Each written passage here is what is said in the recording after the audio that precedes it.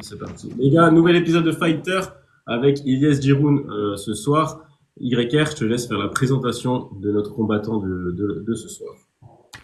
Oui, donc ce soir dans Fighter, nous recevons Ilyes Giroun, combattant MMA, catégorie featherweight. Il nous vient de Marseille. Il s'entraîne au Boxing Squad, mais aussi au Maccabi Nice et au Marseille Fight Club. Il est en 23 victoires pour 8 défaites en carrière. Énorme palmarès. Donc merci à toi, Ilyes, d'être parmi nous. Comment vas-tu? Je vais bien, ben, merci à vous deux pour l'invitation et je vais très bien, merci. De mieux en mieux. Là, on va commencer par retracer un petit peu ta vie et tes débuts dans le MMA. Donc, on a un peu regardé, on s'est renseigné, on a regardé des interviews, tout ça. Donc, on va essayer de pas poser les mêmes questions que tu as à chaque fois, ça serait cool. Après, il y a des questions que je suis obligé de poser. C'est déjà, pourquoi tu as commencé les sports de combat? Et est-ce que tu avais des idoles dans le sport de combat pour commencer? Ou c'était juste que tu aimais la bagarre dehors? Ouais, j'aimais trop la bagarre. J'aimais trop la bagarre. En fait, depuis petit, j'ai toujours fait sport de combat. J'ai jamais fait autre chose que ça, tu vois. Foot, tout ça, je faisais pas. J'étais le seul qui aimait pas le foot, qui faisait que les sports de combat, parce que j'aimais ça en vrai. Et Mais, après, voilà. le sport de combat, c'est parce que tu aimais la bagarre ou t'en as vu aussi à la télé, tu te dis, eux, ils se battent comme ça et... Non, c'est pas forcément. En fait, c'est bizarre. J'ai du mal, moi, à regarder des trucs à la télé. Tu sais, genre, je suis quelqu'un qui aime pratiquer. Au truc à faire à la télé, c'est, tu vois, limite jouer à la play au jeu de combat, tu vois. Mais être acteur du truc. Mais être posé devant un écran et regarder les combats, j'ai du mal. Ouais, ouais. Tous les sports, en fait. J'ai du mal à me mettre devant un écran et regarder tous les sports. Donc, Je du coup, préfère Et pratiquer. du coup, et du coup, t'as commencé par quel sport de combat? Et à quel âge? J'ai commencé à 4 ans par du karaté, classique. Mais bon, voilà, quand on fait du sport quand on est petit, c'est vraiment genre pour se défouler. Voilà, mes parents, c'était. Enfin, dans ma famille en général, on n'est pas une famille de sportifs. Donc c'est juste voilà faire du karaté pour en faire une activité pour les enfants, etc. Ensuite j'ai fait du taekwondo. Pareil, j'étais en primaire, tout ça. Je faisais ça juste pour me défouler quoi. Après j'ai fait un peu de boxe française quand j'étais au collège, mais pareil, c'était toujours été dans le même. J'avais pas d'ambition de combattant, tout ça et tout. Et après, vers la fin du collège, je commençais à passer en kickboxing et là, je commençais à être un peu plus sérieux. Et avant, j'étais un peu plus gros. Enfin, j'étais gros avant. Et ça m'a aidé à perdre du poids, etc. J'ai commencé à me mettre à fond et après, voilà, on est passé en MMA, hein. et en fait, t'as tout de suite fait du sport de combat de contact, t'es même pas passé par le judo, parce que souvent, quand on pose cette question à d'autres combattants, il y en a beaucoup, ils disent, ouais, les parents, ils voulaient pas, du coup, ils nous ont mis au judo, et c'est après qu'on a commencé le sport de Non, bah, tu sais quoi? J'ai fait une semaine de judo avant de faire le taekwondo. Et en fait, quand j'étais petit, dans mon quartier, on m'appelait Ilias la lutte. Parce qu'en fait, mon jeu, c'était de faire la lutte avec tout le monde. Et j'ai fait une semaine de judo dans un club. Je suis gamin, hein, je dis ça, je suis au primaire, hein. Le plus fort, c'était ceinture verte, je le prenais, je le montais en l'air au bout d'une semaine, tu vois. Ah Et ouais, du coup, je vois en vrai, non, c'est trop facile, je préfère aller dans autre chose. ok, Et du ok. coup, t'as commencé le MMA à quel âge? T'as découvert ça? À 16 ans. 16 ans. Ça Ouais, fait parce que 16 ans que j'en fais, j'ai 32. j'ai vu dans une interview que tu voulais faire du MMA juste pour étrangler les gens dehors, quoi. Ouais, ouais, comme je te dis, j'avais pas vraiment d'ambition de carrière. Quand je me suis mis au kickboxing, on a commencé à me faire des compétitions, des trucs et tout, des combats. Moi, ça me plaisait, tu vois, je commençais à faire. Et quand je suis passé en MMA, c'était pas dans le but de faire une carrière, hein. C'était, ouais, au pire, je fais une ou deux compétitions pareilles, tu vois, les championnats PACA, les trucs comme ça. Mais j'avais pas d'ambition de lancer une carrière dedans, hein.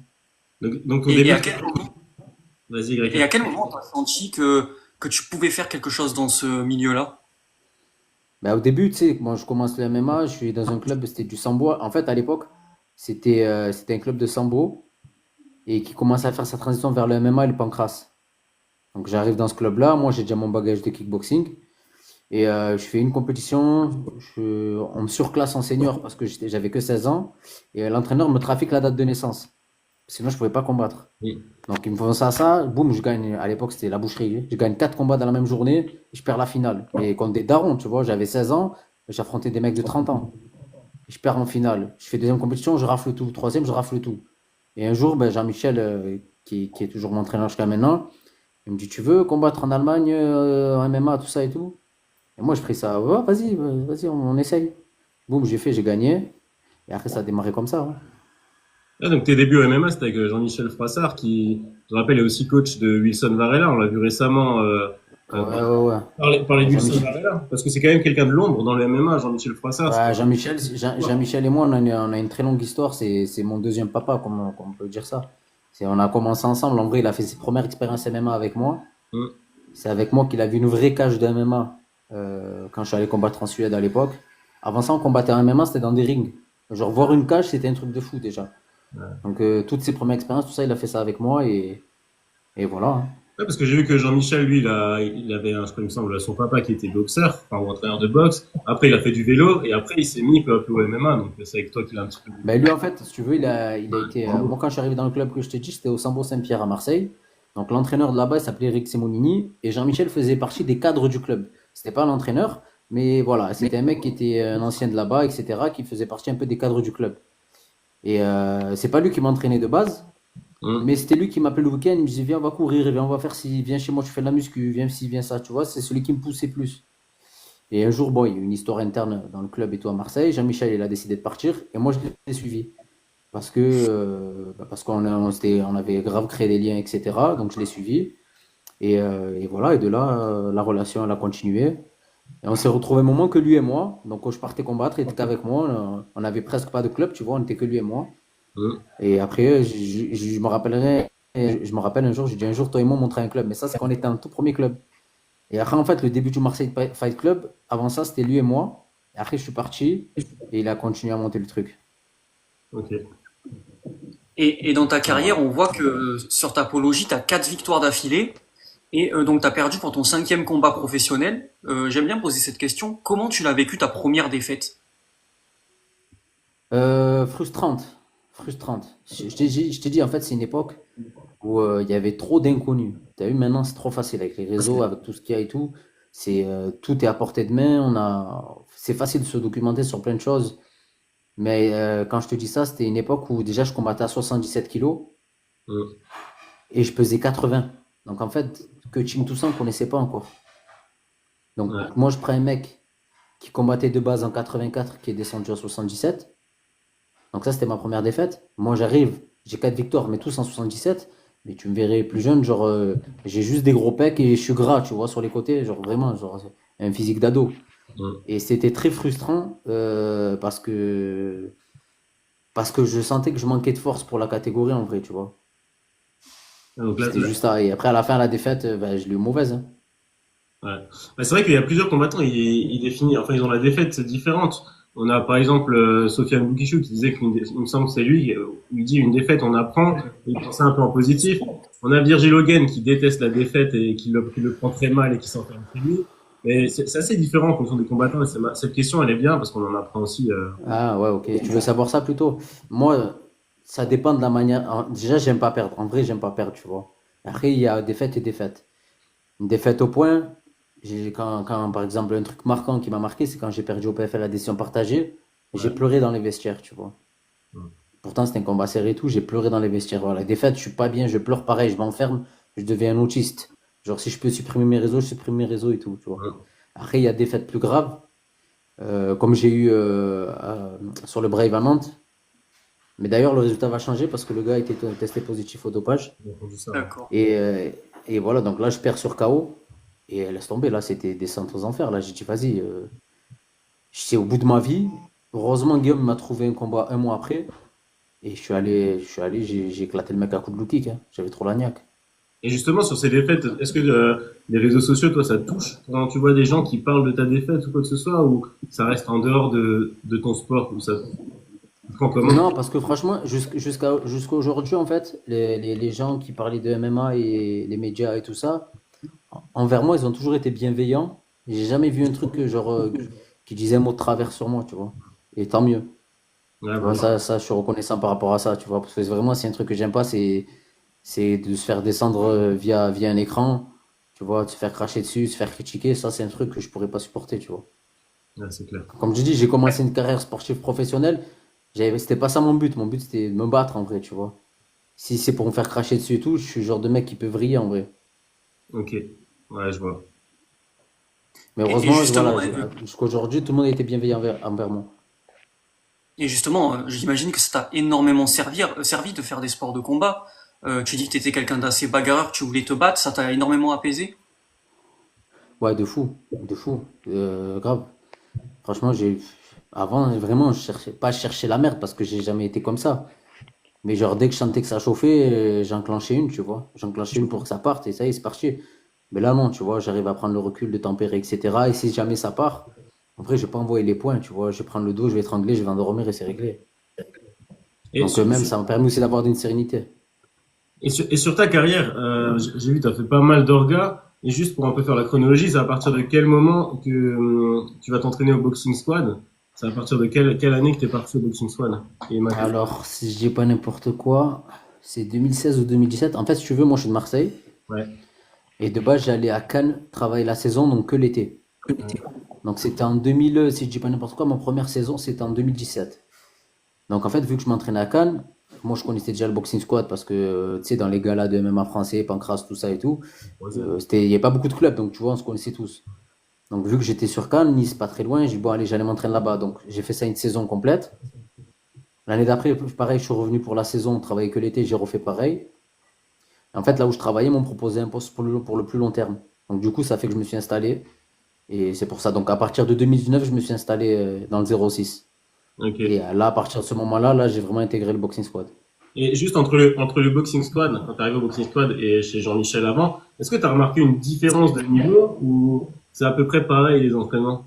Comment tu as ressenti l'arrivée au Boxing Squad? Ben, Boxing Squad, il y a eu plusieurs phases. Enfin, je veux pas dire que c'est que maintenant. Ça fait un moment quand même que ça s'est professionnalisé.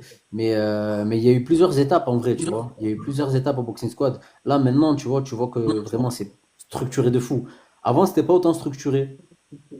Tu vois. Moi, en fait, si tu veux, j'arrivais à me structurer parce que je faisais des camps à l'étranger. Ah oui. Et j'ai ramené ce que j'apprenais à l'étranger, j'ai essayé de l'appliquer ici. Donc, pour te dire, quand je suis arrivé au Boxing Squad en 2019, Aldric il était de temps en temps ici, de temps en temps au club et tout, mais il s'occupait beaucoup de Manon. Donc du coup, en fait, je me faisais mon petit groupe avec Barry et certains, etc. Hmm. Et c'est moi qui donnais les consignes de travail. Et j'appliquais en fait ça de ce que j'avais ramené des États-Unis. Ok. Donc au début, c'était Et comme ça. justement, Donc là, je faisais pareil au Boxing Squad. Et je faisais pareil, pardon, excuse-moi. Je faisais pareil au Marseille Fight Club aussi, tu vois. Je ramenais ça. Et là, maintenant, c'est carré. Là, c'est trop bien comme ça en ce moment, tu vois. Ouais, bah. et justement, comme j'ai dit dans l'intro, tu t'entraînes au Marseille Fight Club, au Boxing Squad et au Maccabi Nice. Est-ce que tu Mhm. retournes encore au Marseille Fight Club de temps en temps? Je te dis la vérité, ça fait un moment que je suis pas allé. Je passe à Marseille voir ma famille, etc. Tout ça. Mais ça fait un petit moment que je suis pas allé. Parce que question d'horaire, etc. Tu sais, quand je vais à Marseille, moi je vais en plus avec les enfants, ma femme, tout ça et tout. Donc ça fait un petit moment que je suis pas allé m'entraîner. Mais quand j'y vais, voilà, je vois Jean-Michel ou. Hmm. Là, tu sais quoi, juste avant le live, j'étais au téléphone avec lui. Ah ouais? Tu vois, Jean-Michel, je suis au téléphone tous les jours avec lui. Je t'ai dit, c'est comme un deuxième daron. Je l'ai toujours au téléphone et tout, on s'appelle. Et voilà. Mais ouais, ça fait un petit moment que je suis pas allé m'entraîner. Vous avez toujours gardé un lien, quoi, Mais avec Jean-Michel. Toujours. Ben, sur les Fight Week, bah, de toute je suis façon, parti à l'île Maurice sur mon dernier combat du break. C'est lui qui m'a accompagné. Hmm. si je dis pas de bêtises, il y était aussi à ton dernier combat à Marseille, hein. Tous. Tout le temps Ouais. là, Voilà, Jean-Michel. ouais, avec Aldric, ouais. Ouais, Aldric, pareil, le combat d'avant aussi. Le combat d'avant, c'était le combat à Maurice, il était là. Le combat d'avant, c'était au COF à Marseille, il était là. Le combat d'encore avant, il était là. Le combat, ouais, il est tout le temps là. Et moi, ce que je me demandais aussi, tu vois, par rapport à même tes débuts dans le MMA avec Jean-Michel, on sait que avant le MMA, c'était quasiment pas payé. Tu recevais un sandwich et une canette, quoi. Mais comment tu faisais pour te déplacer jusqu'en Allemagne, en Suisse, tout ça, niveau finance? Comment ça se passe le début d'une carrière de MMA comme ça, pour financer les hôtels et tout? Bah écoute, moi, les premiers combats que j'ai fait, c'était donc du coup les trucs du HFC, c'était à mes frais. Ouais. Donc c'était à mes frais, tu vois. Ensuite, quand j'ai commencé à faire les premiers galas, c'était lesquels que j'ai commencé à être un petit peu payé. T'as combattu à Bâle, au casino, il me Quand je semble partais aussi. en, Ouais, ça c'était plus tard, ça. Ça, quand même, après, j'étais payé, tu vois, sur ça. Enfin, j'étais payé par la prestation, mais j'étais payé. Enfin, j'étais payé l'hôtel, machin, etc. Mais c'était avant ça, le HFC avant ça, c'était en Allemagne. Et ça, c'était à tes frais, Ouais. tu vois. Tu voulais combattre, tu venais à tes frais, tu faisais tes trucs. Et ensuite, quand j'ai commencé à bouger en Angleterre, là, on me payait le déplacement. Le déplacement, l'hôtel. Et je prenais une petite prime qui était ridicule, tu vois. Mais voilà.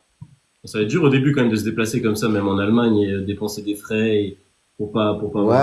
après on montait en équipe, hein, on partait en équipe. Donc, ouais, c'est sûr. Donc, moi, en plus, je gagnais pas de ouf et tout, mais voilà. Je faisais le truc et voilà, c'était pas excessivement cher non plus. Et dans toutes les organisations que tu as faites, je parle pas argent, hein, mais laquelle t'a la plus impressionné en termes de structure, en termes d'accueil? Quelle organisation t'a impressionné? Franchement, ben, les trois dernières en vrai, hein, PFL, Ares et Brave, hein. Les trois plus Mm. grosses en vrai que lesquelles j'ai faites, hein. Et il y en avait une aussi qui était pas mal. Dommage, elle a coulé, c'était le XFN. Franchement, c'était lourd. En fait, j'ai combattu la première fois au XFN. C'était un combat entre deux stars de la musique de chez eux là-bas, c'était en République tchèque. Et c'était à l'O2 Arena, ils avaient rempli, ils avaient fait 20 000 personnes. Ah ouais. Et ils ont Mais, il y a plus une- rempli qu'un UFC. Et l'accueil a été magnifique. Bah, mais justement, dans c'est dans ces ces... pays-là, il y a une énorme culture, hein. Ouais, c'est République ça. tchèque, Pologne, ils ont une Ouais, énorme ouais. culture du MMA. Ben, le XFN à l'époque, en fait, c'est les concurrents de Octagon et du KSW, mais après, ils ont coulé. Ok, ouais. Ça, c'était bien, tu vois. Et comme je t'ai dit, voilà, PFL, c'était grave pro. Brave, quand ils me font venir, des fois, ils me font venir en business class, ça fait plaisir, tu vois. Et la reste, tu vois, franchement, pour un show français, etc., c'est autant professionnel que le PFL. Et Pas le j'avais vu PFL aussi, Europe, hein, PFL Monde.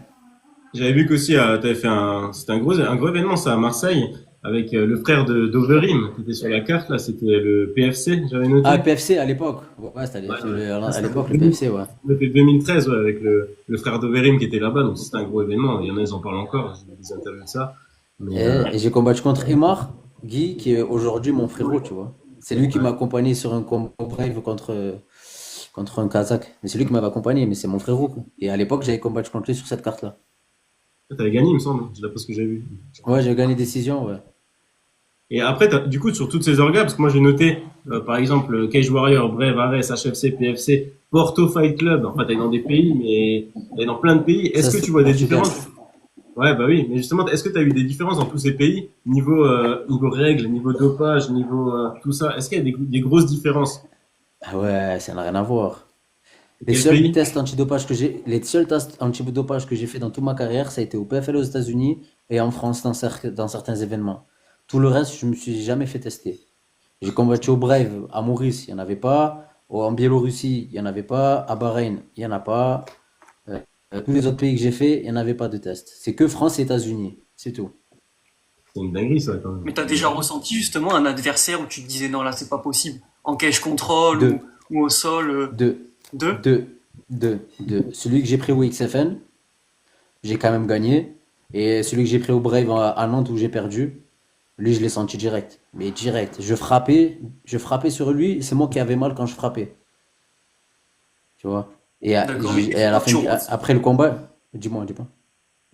c'est quoi que tu ressens en fait quand c'est quoi? C'est l'énergie qui dégage, c'est l'endurance, c'est quoi? Sur lui, vraiment, j'ai senti comme si je tapais sur un mur. Genre, tu vois, dans le combat, je mets un gros low kick, tu vois. Et je vois que sa jambe, elle bouge pas beaucoup. Après le combat, tu vois, ma jambe, elle a gonflé. C'est ma jambe qui a gonflé. Tu vois, après, il prenait des trucs de fou. Il a été testé avec 8 substances, lui. C'est une dinguerie ça. Ouais, lui, c'est une pharmacie qui marche, tu vois. Mais justement, toi qui combattais dans ces pays, à un moment, tu t'es pas dit, je vais faire pareil. Ça t'est jamais passé par l'esprit? Franchement, je te dis la vérité, Ouais. non. Ok. Parce que Oui. je sais que ça met la santé en jeu. Et je me suis dit, Hmm. si je le fais, faut vraiment que je prenne des gros sous. Ouais. Tu Ouais. vois. Il y a une Si je condition. le fais, que si je suis prêt à mettre ma santé en jeu, vraiment, il faut que je prenne des gros sous. Et vas-y, tu vois. Et on le fait une fois, et voilà, on le fait. Et si tu le fais bien. Mais sinon, non. Et j'ai vu sur le Brave, t'as croisé de beaux noms. Enfin, t'as une carrière presque parallèle avec Yanis Guimouri qui était au Brave au même moment que toi. J'ai vu qu'il y avait Ouais. Mokaef, il y avait Mohamed Mokaef aussi, et Al Ouais. Jarouch qui a commencé là-bas. Donc il y a pas mal de noms qui ont commencé À dans. Jarou, j'étais avec lui, pareil, sur ma première carte au Brave, on était sur la même carte. Ouais, ouais, j'ai vu ça. Mais Mokaef, pareil, t'étais sur une même carte que lui. Guimouri deux fois, il Ouais, me semble. Donc Guimouri deux c'est. fois. Ouais. Ouais. Ouais. Après, ouais, c'est le Brave, quoi. Ouais. Franchement, c'est bien, c'est une bonne orga, mais c'est juste, voilà, il y a des trucs des fois, ils font des choses un peu bizarres, mais c'est dommage, tu vois. Ouais, Là, ils ont ben voulu non. que je re-signe avec eux, et j'ai préféré ne pas y retourner. Et quelle est Pourquoi? ta mentalité avant un combat? On sait qu'il y en a qui ont besoin de d'être seuls, il y en a qui ont besoin d'être entourés. Toi, pendant une fight week, c'est quoi ta mentalité? J'aime bien rigoler. Moi, il faut que je délire. Il faut que je rigole à mort et tout. J'aime trop rigoler. En vrai, même à l'entraînement, en fait, je fais que délirer et tout. Tu vois, je suis quelqu'un qui a une bonne joie de vivre et tout. Voilà, moi, je veux que délirer, rigoler, etc. Passer un bon moment. C'est tout. Et après, voilà, arriver dans les vestiaires, on commence à se mettre sérieux, tu vois. Mais avant ça, j'aime bien délirer. Même des fois, dans les vestiaires, je délire, tu vois. Genre, un combat que j'ai fait, ben, je te disais, avec Emar qui m'avait accompagné, c'était un brave au Bahreïn que j'ai fait. Et dans les vestiaires, on rigolait, on dansait et tout. Genre, tu sais, t'es derrière le rideau avant qu'il t'appelle, on dansait, on rigolait ensemble. Et direct, je vais me taper, tu vois. Et ça, j'aime trop. Parce qu'en vrai, c'est dans ma Et, personnalité.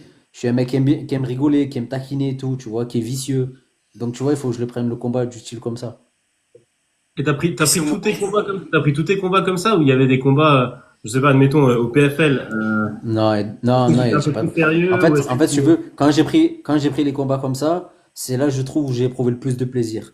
Mais ouais. quand je les prends trop sérieux, tu sais, je me mets trop dans un truc stratégique, machin, etc. Et des fois, ça me réussit pas. Des fois, tu vas avec de la colère, ça me réussit pas. Il faut apprendre à se connaître, en vrai, tu vois. Ouais, je vois ce que tu veux dire. Et j'avais une question, je l'ai perdue. Attends. Moi, j'ai une question après le PFL. Du coup, t'arrives au PFL, et au PFL, t'as deux défaites. Est-ce que ça, t'as mal pris cette Hmm. période PFL? Parce que juste avant ça, t'étais sur un enchaînement de victoires, il me semble, j'avais noté ça, Ouais, 2014 11 à victoires, 2000. ouais. Ouais, voilà. Et 11 après, t'arrives. victoires, ouais. 11 victoires. En fait, j'ai une proposition de Guillaume qui me dit, ouais, les PFL te veulent pour le tournoi et millions, tout ça et tout. Et à l'époque, il y avait pas de français, tu vois. C'était un truc de fou. Donc, j'y vais, je le fais. Je perds par split les deux. Les deux se rencontrent après moi et ils font match nul. Tu regarderas, ils font match nul les deux. Pour te dire le niveau, comment c'était serré, tu vois. Et ce que j'ai mal pris, c'est en fait, c'est le après. Le après, c'est je fais split contre Radzabov. Avant le résultat de la décision, tu as le matchmaker qui rentre dans la cage, Recefo. Il me dit, écoute, peu importe le résultat, tu as fait deux belles guerres ici au PFL, on te reveut pour l'année prochaine, on te re-signe. Hum. Donc tu vois, moi je suis reboosté à mort et tout, tu vois, je suis trop content. Donc bon, il me donne des fêtes et tout, bon, je vais dans les vestiaires, je chiale comme une merde, tu vois. Et après, quand il faut retourner au PFL pour l'année d'après, il commence à faire des manières. Ah ouais. Et en vrai, je me suis dit quoi? Ils m'ont pris avec 11 victoires, j'ai pris deux rouges, et après, ils me te tèchent comme une merde, tu vois. Ouais, c'est C'est ça. juste, c'est dommage. C'est pour ça que je te pose la question, parce que j'étais étonné de voir ces 11 victoires depuis, je sais plus, j'avais noté 2014 à 2019 que des victoires. Et là, juste sur deux défaites, après, ils prennent plus. Enfin, j'ai trouvé ça assez étonnant de la part du Ouais, PFL. ouais. Ouais, après, c'est moi, on va dire. Enfin, eux, ils ont voulu me reprendre. Après, finalement, ils se sont remis dessus. Après, il y a eu le Covid. Donc, au final, je crois qu'ils n'avaient même pas organisé cette année-là, tu vois. Mais le fait qu'ils m'avaient fait cette manière-là, tu vois, même moi, je me suis braqué. Hum. Tu vois, là, ma mentalité, elle a changé par rapport à ça, tu vois. Mais j'y retournerai pas quand même par fierté. Mais avant, je prenais trop les trucs à cœur, tu vois. Et je pensais pas que c'était du business. Pour moi, c'était très martial et tout, tu vois. Tu me donnes ta parole, tu la tiens jusqu'au bout. Mais en vrai, c'est business, tu vois.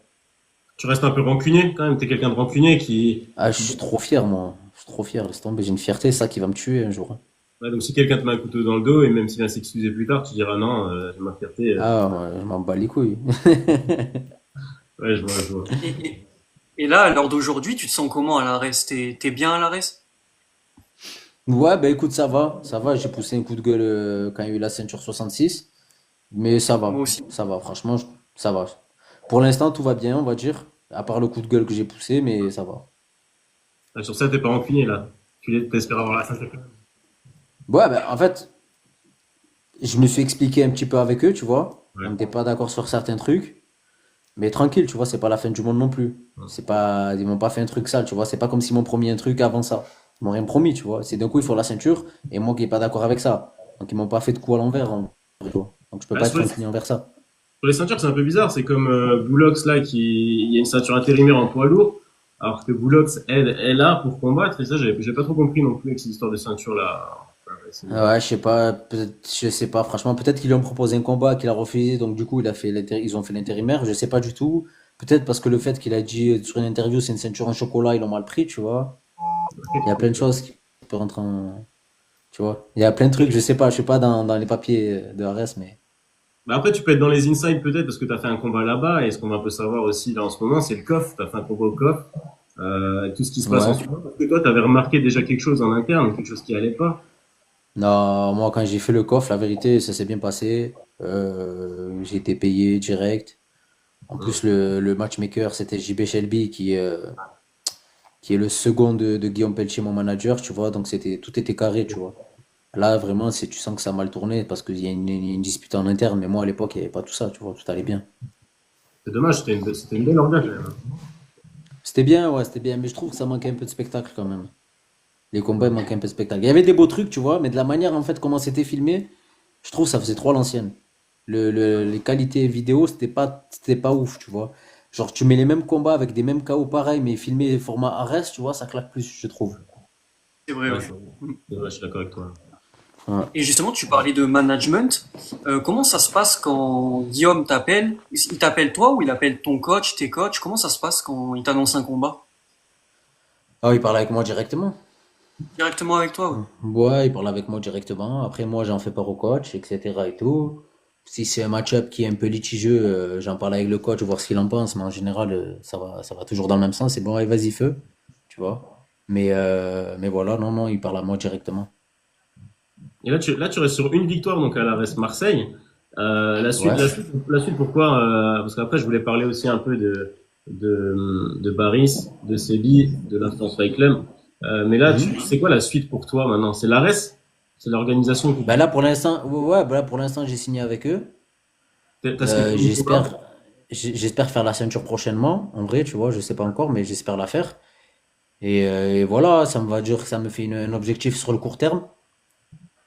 Et voilà, en même temps, j'essaie à chaque fois, je suis dans les petits papiers de l'UFC pour essayer de rentrer en short notice, tu vois, sur les événements Europe et tout ça.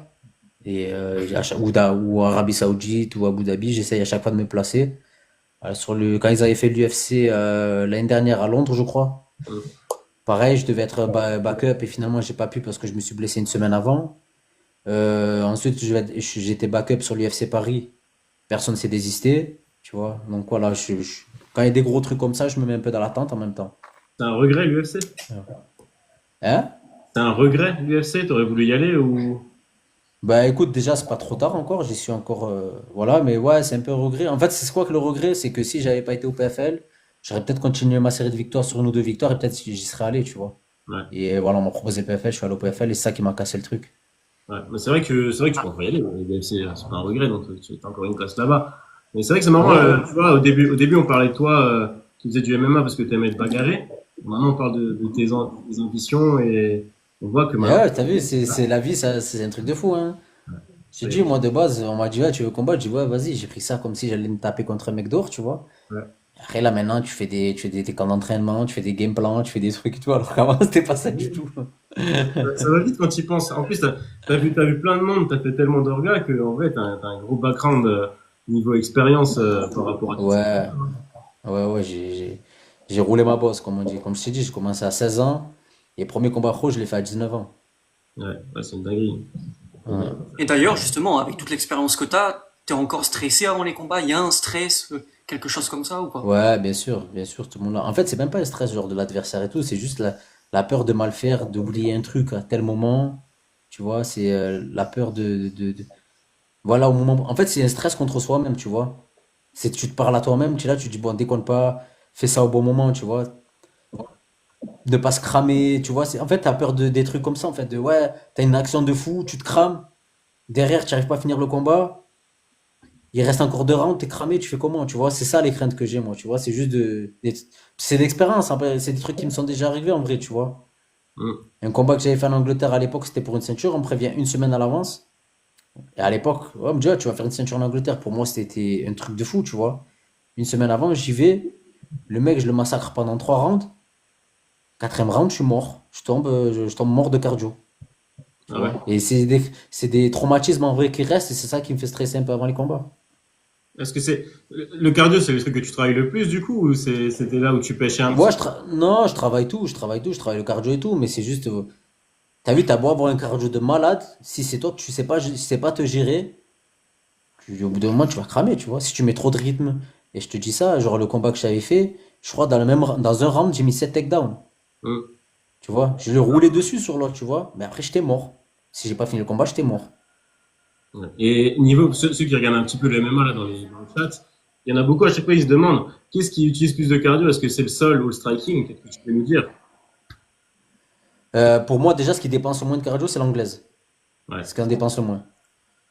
Tu vois, ce qui est logique, tu déplaces que les bras, tu bouges que les bras. Si tu as un profil de base lutteur et tu sais te positionner en lutte, ben la lutte, ça va pas te cramer parce que c'est ton domaine, on va dire, où tu gères. Tu vois. Si par contre tu es un mec plus striker, si tu vas aller t'accrocher en lutte, tu vas te cramer parce que c'est des connaissances que t'as pas. Donc du coup, vu que tu connais pas, tu es en stress. Donc du coup, tu forces pour rien, tu fatigues plus. Tu vois. Tout dépend en fait le profil des combattants. Moi, je sais que j'ai une bonne lutte défensive, mais en offensif, c'est pas mon point fort, tu vois.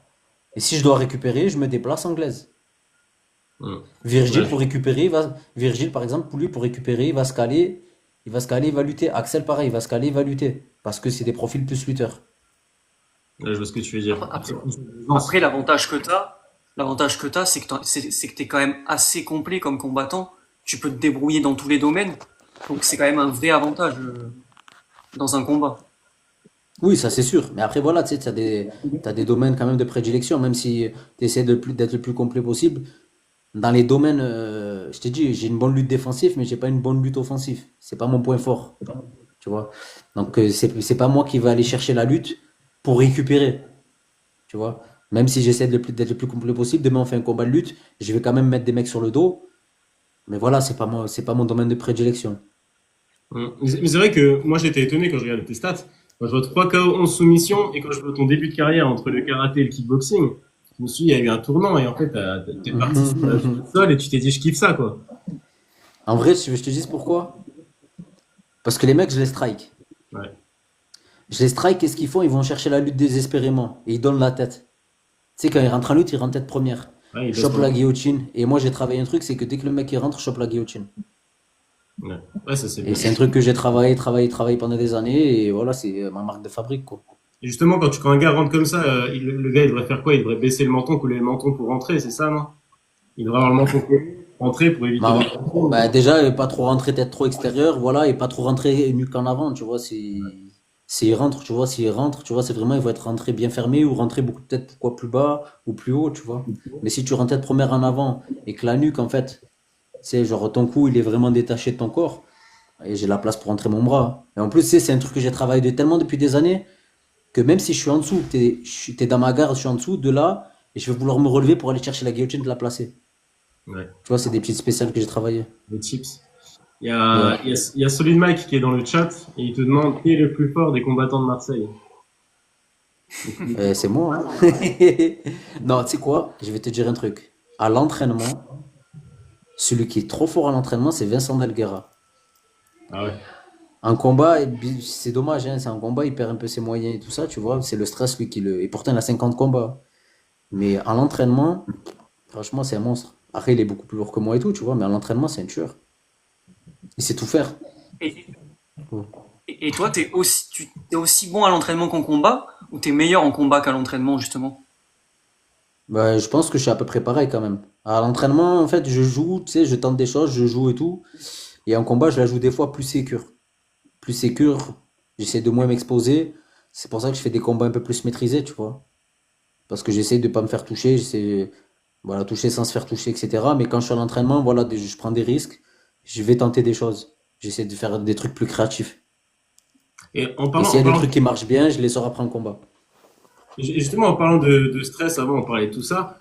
Toi, tu t'entraînes pas mal de monde, tu vois. T'avais Paris Sadi Guzel, il nous a parlé de toi. Là, il y a Sebi Dadi qui arrive. Il y a Sétif MMA, non, non, je peux pas arriver avec lui. Mais est-ce que t'as plus de stress en tant que coach ou est-ce que tu vas dans le coin de Baris ou dans le coin des gars? Est-ce que tu stresses plus à regarder quelqu'un que t'as entraîné que toi? De fou. Ouais, j'imagine. Baris, je suis pas dans son coin. J'ai été une fois dans son coin, j'ai un peu stressé, mais j'étais confiant en vrai, tu vois. Quand t'es confiant, ça va. Et là où j'ai stressé, je me suis fait mal au ventre, c'est pour Sebi Dadji. Ah, j'avais mal au ventre. Tu m'étonnes. Tu vois, parce que tout le monde le voit comme un guignol, tu vois, genre sur les réseaux et tout. Moi, je le connais, le vrai Sebi Dadji, comme il est, tu vois, il est pas du tout comme ça. Tu sais, il est attachant de fou. Et du coup, je me suis vraiment investi avec lui parce que c'est vraiment un amour. Et j'étais en stress, j'avais mal au ventre. Ouais, Guillaume dans le chat. Dans le chat. Ah ouais? Ouais, j'ai vu. Guillaume Pelletier, ouais. Ouais, il te surveille. Et Frère justement, Tarzan, frérot. Et, par rapport à Barry Sadi, il nous a vas-y. énormément parlé de toi quand on a fait l'émission avec lui. Au moins 15 minutes, on va pas te mentir. Tu peux nous parler, toi, de lui un petit peu? Ses points forts, ses points faibles, Barré, sa c'est mentalité. Barry, c'est comme mon petit frère, Barry. Barry, je suis arrivé à Nice, comme je t'ai dit. Je m'entraînais l'été.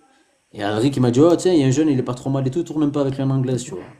Et il a eu débuté, tu vois.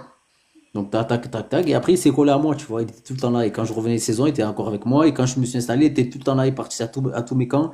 Genre, pour te dire, le PFL, je l'ai préparé avec lui, tu vois.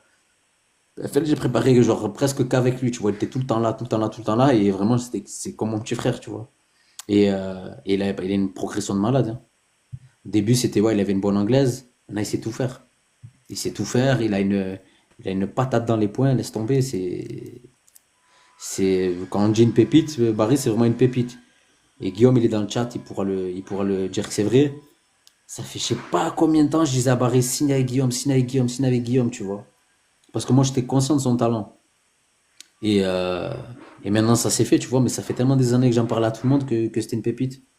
Mais il est dans les petits papiers de l'UFC aussi, je pense, Barry. C'est entre son gros KO au Cage Warrior et sa carrière là en France. Je sais pas s'il est tout de suite dans les papiers, mais je pense qu'il est bien en liste pour faire peut-être un Dana White contender.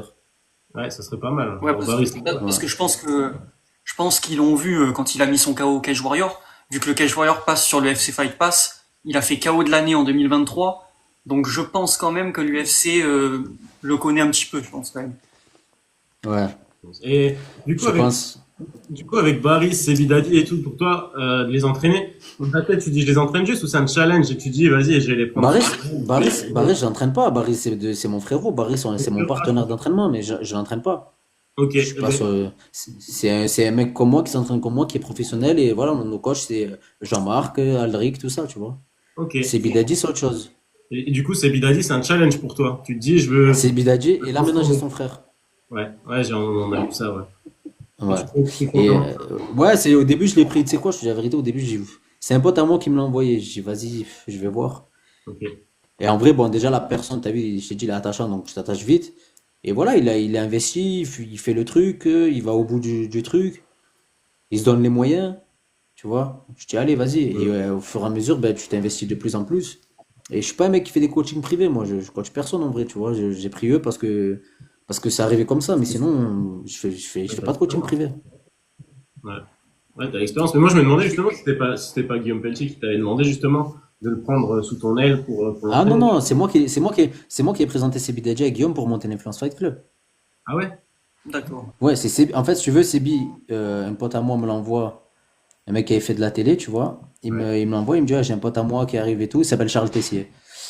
Et il me dit, ah, j'ai un pote et tout, machin, etc., qui a fait de la télé, il cherche à s'entraîner MMA, il cherche un coach, il est là, là, là. Donc il me dit, c'est Bidadji, je parle avec lui, on commence les séances d'entraînement, et il voulait faire Ibra TV, c'est Bidadji. Il voulait faire un truc Ah chez ouais? Ibra TV. Et j'ai dit, écoute, franchement, la vérité, Ibra TV, pas ouf. J'ai dit, laisse-moi voir, laisse-moi voir un truc et tout, et je reviens vers toi. Du coup, j'en parle à Guillaume, et de base, au début, quand j'ai parlé à Guillaume, j'ai dit, écoute, il y a un influenceur, je l'entraîne, est-ce que c'est bon pour moi de mélanger mon image à lui, etc., tout ça, tatati, tatata. Il me dit franchement, ouais, tout est bon à prendre, prends, etc. Tout ça, tout ça. Il me dit c'est qui le gars? Je dis c'est lui. Il me dit ah, vas-y, peut-être mets-nous en contact et tout, on essaie de faire un truc. Et de là après j'ai commencé à pousser le truc du côté de Sébi, du côté de Guillaume, je les ai mis en contact et ça a matché. Ah, mais moi, après, si tu vois, sur ça, il y a beaucoup d'avis différents. Je sais que par exemple, Eric Afan, au début, il n'était pas pour ces événements, mais plus ça avance, plus on se dit bon, un influenceur, il aurait de faire du MMA autant qu'un boulanger ou quoi que ce soit, tu vois. Après, il y a juste en termes d'image, des fois c'est un peu trop poussé. Et je trouve, moi personnellement, je trouve que Sebi c'est un peu trop poussé avec cette histoire de médicité. Ouais, mais t'as Le vu, personnage, c'est en un fait. acteur. C'est un Voilà. acteur. Dès qu'il y a une caméra, c'est un jeu d'acteur qu'il fait, tu vois. Ouais, Les gens, ils sont là, tu sais, quand ils disent, ouais, je suis professionnel de MMA, tout ça et tout, et les gens, ils ont envie de se tailler les veines par rapport à ça, tu vois. Ils pètent un câble, les gens. Tu vois, mais en vrai, il fait ça juste pour faire, pourquoi? Pour que les gens, ils restent, qu'ils bloquent, qu'ils l'insultent, tu vois, ça fait boum, des stats, de la visibilité et tout. Mais lui, il le sait, tu vois, que c'est pas un pro. Mais les gens, ils sont malades, tu vois. Mais c'est trop rigolo. Et c'est Et, ça. Vas-y, vas-y. non, vas-y, dis-moi. J'ai dit ça, moi je l'ai compris depuis que je suis sur les réseaux, tu vois, parce que avant je faisais mes vidéos, je parlais normalement, et dès que après je fais mes vidéos en prenant un air choqué ou quoi que ce soit, au bout d'un moment, dès que tu fais l'acteur, ça accroche et ça marche. Donc à force de savoir ce que c'est les réseaux sociaux, tu te dis le gars il fait exprès, c'est sûr. Moi, je te dis la vérité, j'avais vu une vidéo de toi qui avait grave critiqué le premier Influence Fight Club, tu vois. Ouais. Je sais pas si tu te rappelles. Bah, j'en ai fait une où j'avais parlé d'Holloway et Topuria. Et après, j'ai été rassuré parce que j'ai vu le niveau de Sevidadi et Ilan. Ouais, bon, et j'en avais fait une autre avant ça, machin, etc., en disant, ouais, Faut machin, genre, confondre ne avec moi, regardez je pas crois. ça. Non, non, je sais plus. Non, non, je crois que c'est Fight, c'est ça. J'avais fait des trucs genre où, bah, c'est sûr, ça plaît pas. Tu vois, ça peut pas plaire à tout le monde, tu vois, les trucs d'influenceurs et tout. Mais regarde un mec comme Jake Paul. Ouais. Il a le droit. Tout le monde regarde. Oui, oui, c'est C'est un clair. Américain. Pourquoi un Français n'a pas le droit de le faire, tu vois? Ah, mais Et c'est ça, en boxe anglaise. Ouais, mais que c'est en anglais. Alors, s'il décide de le faire en anglais, ça passe mieux, c'est ça pour vous? Mais dans le MMA, c'est un petit peu nouveau, ça. Je veux dire, en boxe anglaise, on est habitué. En MMA, on n'avait pas vu ça avant, quoi. En boxe anglaise. Attends, alors, en boxe anglaise, t'étais habitué de voir des influenceurs combattre? À part Jake Paul? Ouais, mais ça fait un petit moment maintenant, Jack Paul qui fait ça. Ouais, mais il faut bien qu'il y ait un début à tout aussi, tu vois. Le mec qui Non, veut mais après, commencer à le en faire ça en France et versus MMA, il a le droit, tu vois. ouais, ouais, c'est sûr qu'il y a le droit. Tu vois, maintenant, quand tu regardes maintenant, tu regarderas mes vidéos, il y en a une où j'ai critiqué, et je crois avant ça, j'avais parlé de ça en bien. Donc moi, je suis obligé de faire les deux. S'il y a un truc qui se passe mal, je vais parler d'un truc qui se passe mal. Mhm. C'est le rôle d'un influenceur, tu vois. Mais c'est vrai que la boxe, on voit beaucoup parler, et en mieux, c'est comme le DTR Fight avec Billy et les youtubeurs. Ça, personne n'a critiqué, tu vois. Alors que là, on parle d'influenceurs, et c'est peut-être un petit peu l'image forceur réseaux sociaux de ces Daddy qui entache un peu ça, je pense, possible, tu vois. En fait, il faut pas le prendre en mode sportif pro, tu vois. Il faut le Voilà. prendre en mode divertissement. Comme si t'allais regarder un film, t'allais regarder une série. Il faut le prendre comme ça. C'est sûr, c'est pas des mecs qui ont un niveau de fou malade, tu vois. C'est pas des mecs qui ont un niveau pour passer pro et prendre des vrais mecs pro, tu vois. Mais voilà, c'est un truc qui peut être plaisant à regarder, rigolo à regarder. Et le fait que ça fasse parler, t'as envie de le regarder. Tu vois, il faut le prendre comme du divertissement et pas comme vraiment un challenge ou un mec qui va peut-être potentiellement aller à l'UFC, tu vois. C'est Bill, on est conscient il mettra jamais un pied à l'arrest, par exemple, tu vois. C'est lui, il est dans le chat, on parle de lui, il vient d'arriver. Ouais, C'est il Bill, est ah arrivé, ouais? je crois qu'il nous a entendu. Il a dit live. Ouais. Non, mais Et, après, Mais justement, c'est toi qui fais sa préparation encore pour mai?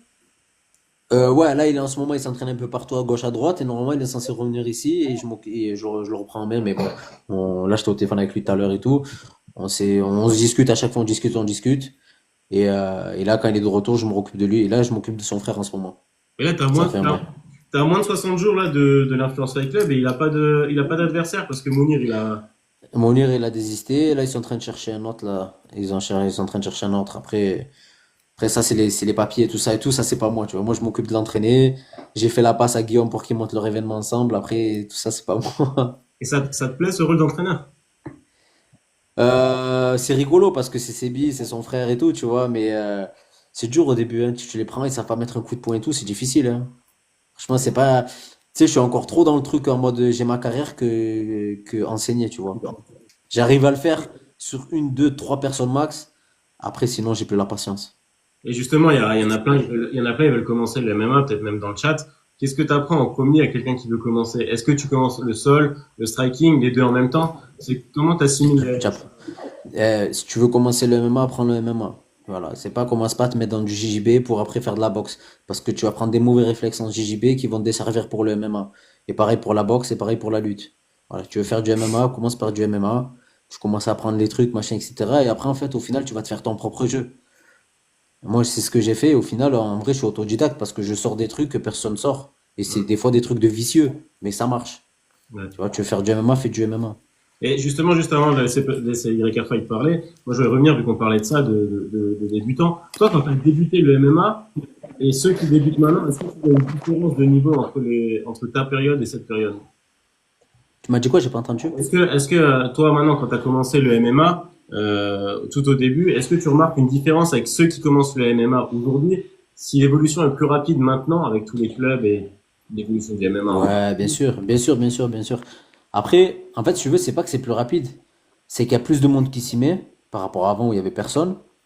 Après, il y a un gros tri qui se fait, tu vois, au niveau amateur. Il y a un tri sélectif qui se fait, tu vois. Il y a rien à que très peu qui passent pro. Mais ceux qui passent pro, c'est quand même qu'ils ont brillé en amateur. Et déjà, ils arrivent avec un bagage médiatique et tout ça, et c'est beaucoup plus facile pour eux. Ouais. Il y a plein de choses qui sont plus simples. Les structures, avant, on n'avait pas tout ça comme structure. Là, maintenant, de partout, il y a les structures. Tu sais, les tatamis, on appelle ça les flex rolls, tu vois, qui prennent tout le sol. Ouais. Et avant, c'était des tatamis puzzle avant, tu sais, genre même les flex rolls, ça n'existait pas. Les protections de cage, genre les protections murales, il n'y en avait pas. Les cages dans les salles, c'était rare d'en trouver. Genre, là, maintenant, tu vas à Fitness Park, t'en as. Tu vois, il y a plein de choses qui ont changé avec le temps. Puis en plus, maintenant, tu veux combattre, t'as des combats de partout. Je veux dire, des organisations, il y en a partout. Amateur, t'en as tous les week-ends, toutes les semaines, même s'il faut. Mais oui, Donc c'est avant, déjà, avant, tu voulais combattre si c'était en France, si c'était en Pancras. Tu voulais faire du MMA, ben, il fallait qu'on te trouve un truc à l'étranger où on te prenait en tant qu'outsider pour que tu perdes et que tu fasses briller le local. Tu vois, c'est un autre monde. En fait, si tu veux, à partir du moment où le MMA a été légalisé en France, et c'est devenu un autre monde. Ouais, bah ouais, mais c'est clair. Après, je pense que là, tout ce qui est aussi réseaux sociaux, tout ça et tous, ça peut aider, comme ça peut casser un peu le MMA, mais je pense que ça aide quand même de voir plus en plus de monde qui en parle. Ouais, ça aide, ça casse. En tout cas, ça fait partie du jeu en vrai, tu vois. Ça fait partie du jeu. Mais en tout cas, ça aide beaucoup les nouvelles générations par rapport à ça. Moi, on va dire, je vais pas faire l'ancien, hein, j'ai 32 ans. Mais, euh, mais voilà, Instagram, j'ai tout ça et tout, mais tu vois, je suis pas quelqu'un qui poste régulièrement des trucs, qui communique, qui fait des trucs, un peu comme certains combattants Mm. qui gèrent mieux les réseaux que moi, tu vois. Et moi, le Ouais. fait que je sois de l'ancienne un peu génération, je gère moins bien qu'eux, tu Mm. vois. Et ça se ressent. Pourtant, j'ai 31 combats, je pourrais faire une grave de com. Ben non. Mais par contre, le gars qui a 4 combats amateurs, le mec, il a plus d'abonnés que moi, tu vois. Ouais, mais ça, c'est, bah, c'est la période de maintenant. Mais après, tu vois que le MMA, il vit enfin, on le voit de partout maintenant. C'est comme l'autre fois, il y a 2 jours, je regardais TF1, les infos du 20h. Il y avait eu un reportage sur le MMA sur TF1. Je me suis dit, putain, enfin, ils en parlent. Et ils ont parlé comme si c'était une découverte, alors que ça fait un moment que c'est là, tu vois. Ouais, C'est une dinguerie quand même de commencer à en parler partout, c'est bien. non, c'est vrai, hein. Non, je te dis, franchement, quand le MMA a été légalisé en France, ça a été un changement de monde, hein. Pour les mecs plus anciens que moi et pour les mecs comme moi, pareil, c'était un truc de fou, hein. Ouais. et t'aurais aimé toi avoir une grosse carrière amateur avant de débuter en pro? Euh, Grosse carrière amateur, non, mais faire quelques combats amateurs, ouais. Parce qu'en fait, nous, étant plus à l'ancienne, en fait, quand on combattait des Anglais, par exemple, et tout, en Angleterre, combattre des Anglais, les mecs, eux, ils avaient leur parcours amateur. Donc, ils savaient déjà tourner dans des cages. C'est juste le vice de la cage, tu vois. Comment se positionner dans la cage, comment tourner.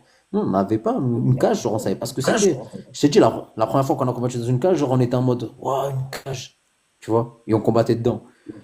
Donc, tout ça, en fait, les Anglais, il avait avant nous. Et justement, on les enviait en disant, putain, ils ont un parcours amateur, ça leur fait déjà un truc en plus par rapport à nous. Toi, t'arrives, c'est ton deuxième combat pro, et lui, il a 10 combats amateurs, un combat pro. En vrai, c'est lui qui a le plus d'expérience que toi, hein. Ouais, c'est vrai, mais c'est vrai qu'on est toujours un petit peu en retard en France, même là, comme tu dis, par rapport à la cage ou quoi que ce soit. Là, on voit actuellement l'ARES qui met des rankings en place, ça n'existait pas avant, alors que tu vois, les autres pays, ça existe, donc ça évolue encore, et on est toujours un petit peu en retard en vrai en France. Non, mais après, bon, les rankings, tout ça et tout, c'est pas très méchant, tu vois. Genre, Allez, pour le coup, l'UFC, le ranking, il est important. L'UFC, le ranking, il est important. Après, dans les autres organes, en vrai, le ranking, les gens, ils bah non. regardent pas trop, en vrai. Bah, sincèrement, nous, Ouais, mais spectateurs, tu vois, nous, on aime bien. pour le grand public, c'est bien d'avoir un œil sur ce qui se passe, tu vois. T'as par exemple le top 5 des featherweight de la race, ben au moins, par exemple, tu combats contre le champion, les gens ils voient que c'est le deuxième, enfin le premier contre le champion, tu vois. Que le troisième Ouais, combat contre le cinquième, ça j'ai apporte une j'ai hype. capté. J'ai capté ce que tu veux dire. Moi, je regarde pas parce qu'en fait, si tu veux, quand tu regardes les vrais classements, tu vas sur les sites comme sur Tapology ou sur Fight Matrix si tu veux voir le vrai classement où tu es positionné en France ou mondialement, tu vois. Donc, c'est pas le classement de l'orga en soi qui va t'apporter un truc. Après, peut-être pour le tout public, tu vois. Mm. Mais un mec qui pratique et qui connaît un peu, il va sur Fight Matrix et il regarde combien t'es classé, tu vois. Mm. Ouais, mais c'est vrai que, ouais, classement mondial, moi, je regarde aussi, mais c'est vrai que classement par orga, je trouve ça quand même assez sympa de voir comment tu te situes dans l'orga et si tu peux combattre dans Mhm. l'orga, faire des potentiels. Ça, on aime bien, nous, entre TikTokers, des fois, on fait des lives, on aime bien faire des matchmaking imaginaires, tu vois. Et ça aide aussi un petit peu de regarder. Il y a quelqu'un qui demande, c'est qui tes 3 combattants à l'UFC préférés? Si je parle toute génération confondue, John Jones, Anderson Silva et en dernier. Avant, j'aimais bien Crocop quand même, hein, mais c'était une autre époque, c'était époque Pride, tu vois. Ouais. Mais voilà, je suis un mec à l'ancienne un peu. Et actuellement, non, j'en ai pas trop de préférés. Tu regardes l'UFC? Mais ouais, je regarde, bon, je regarde.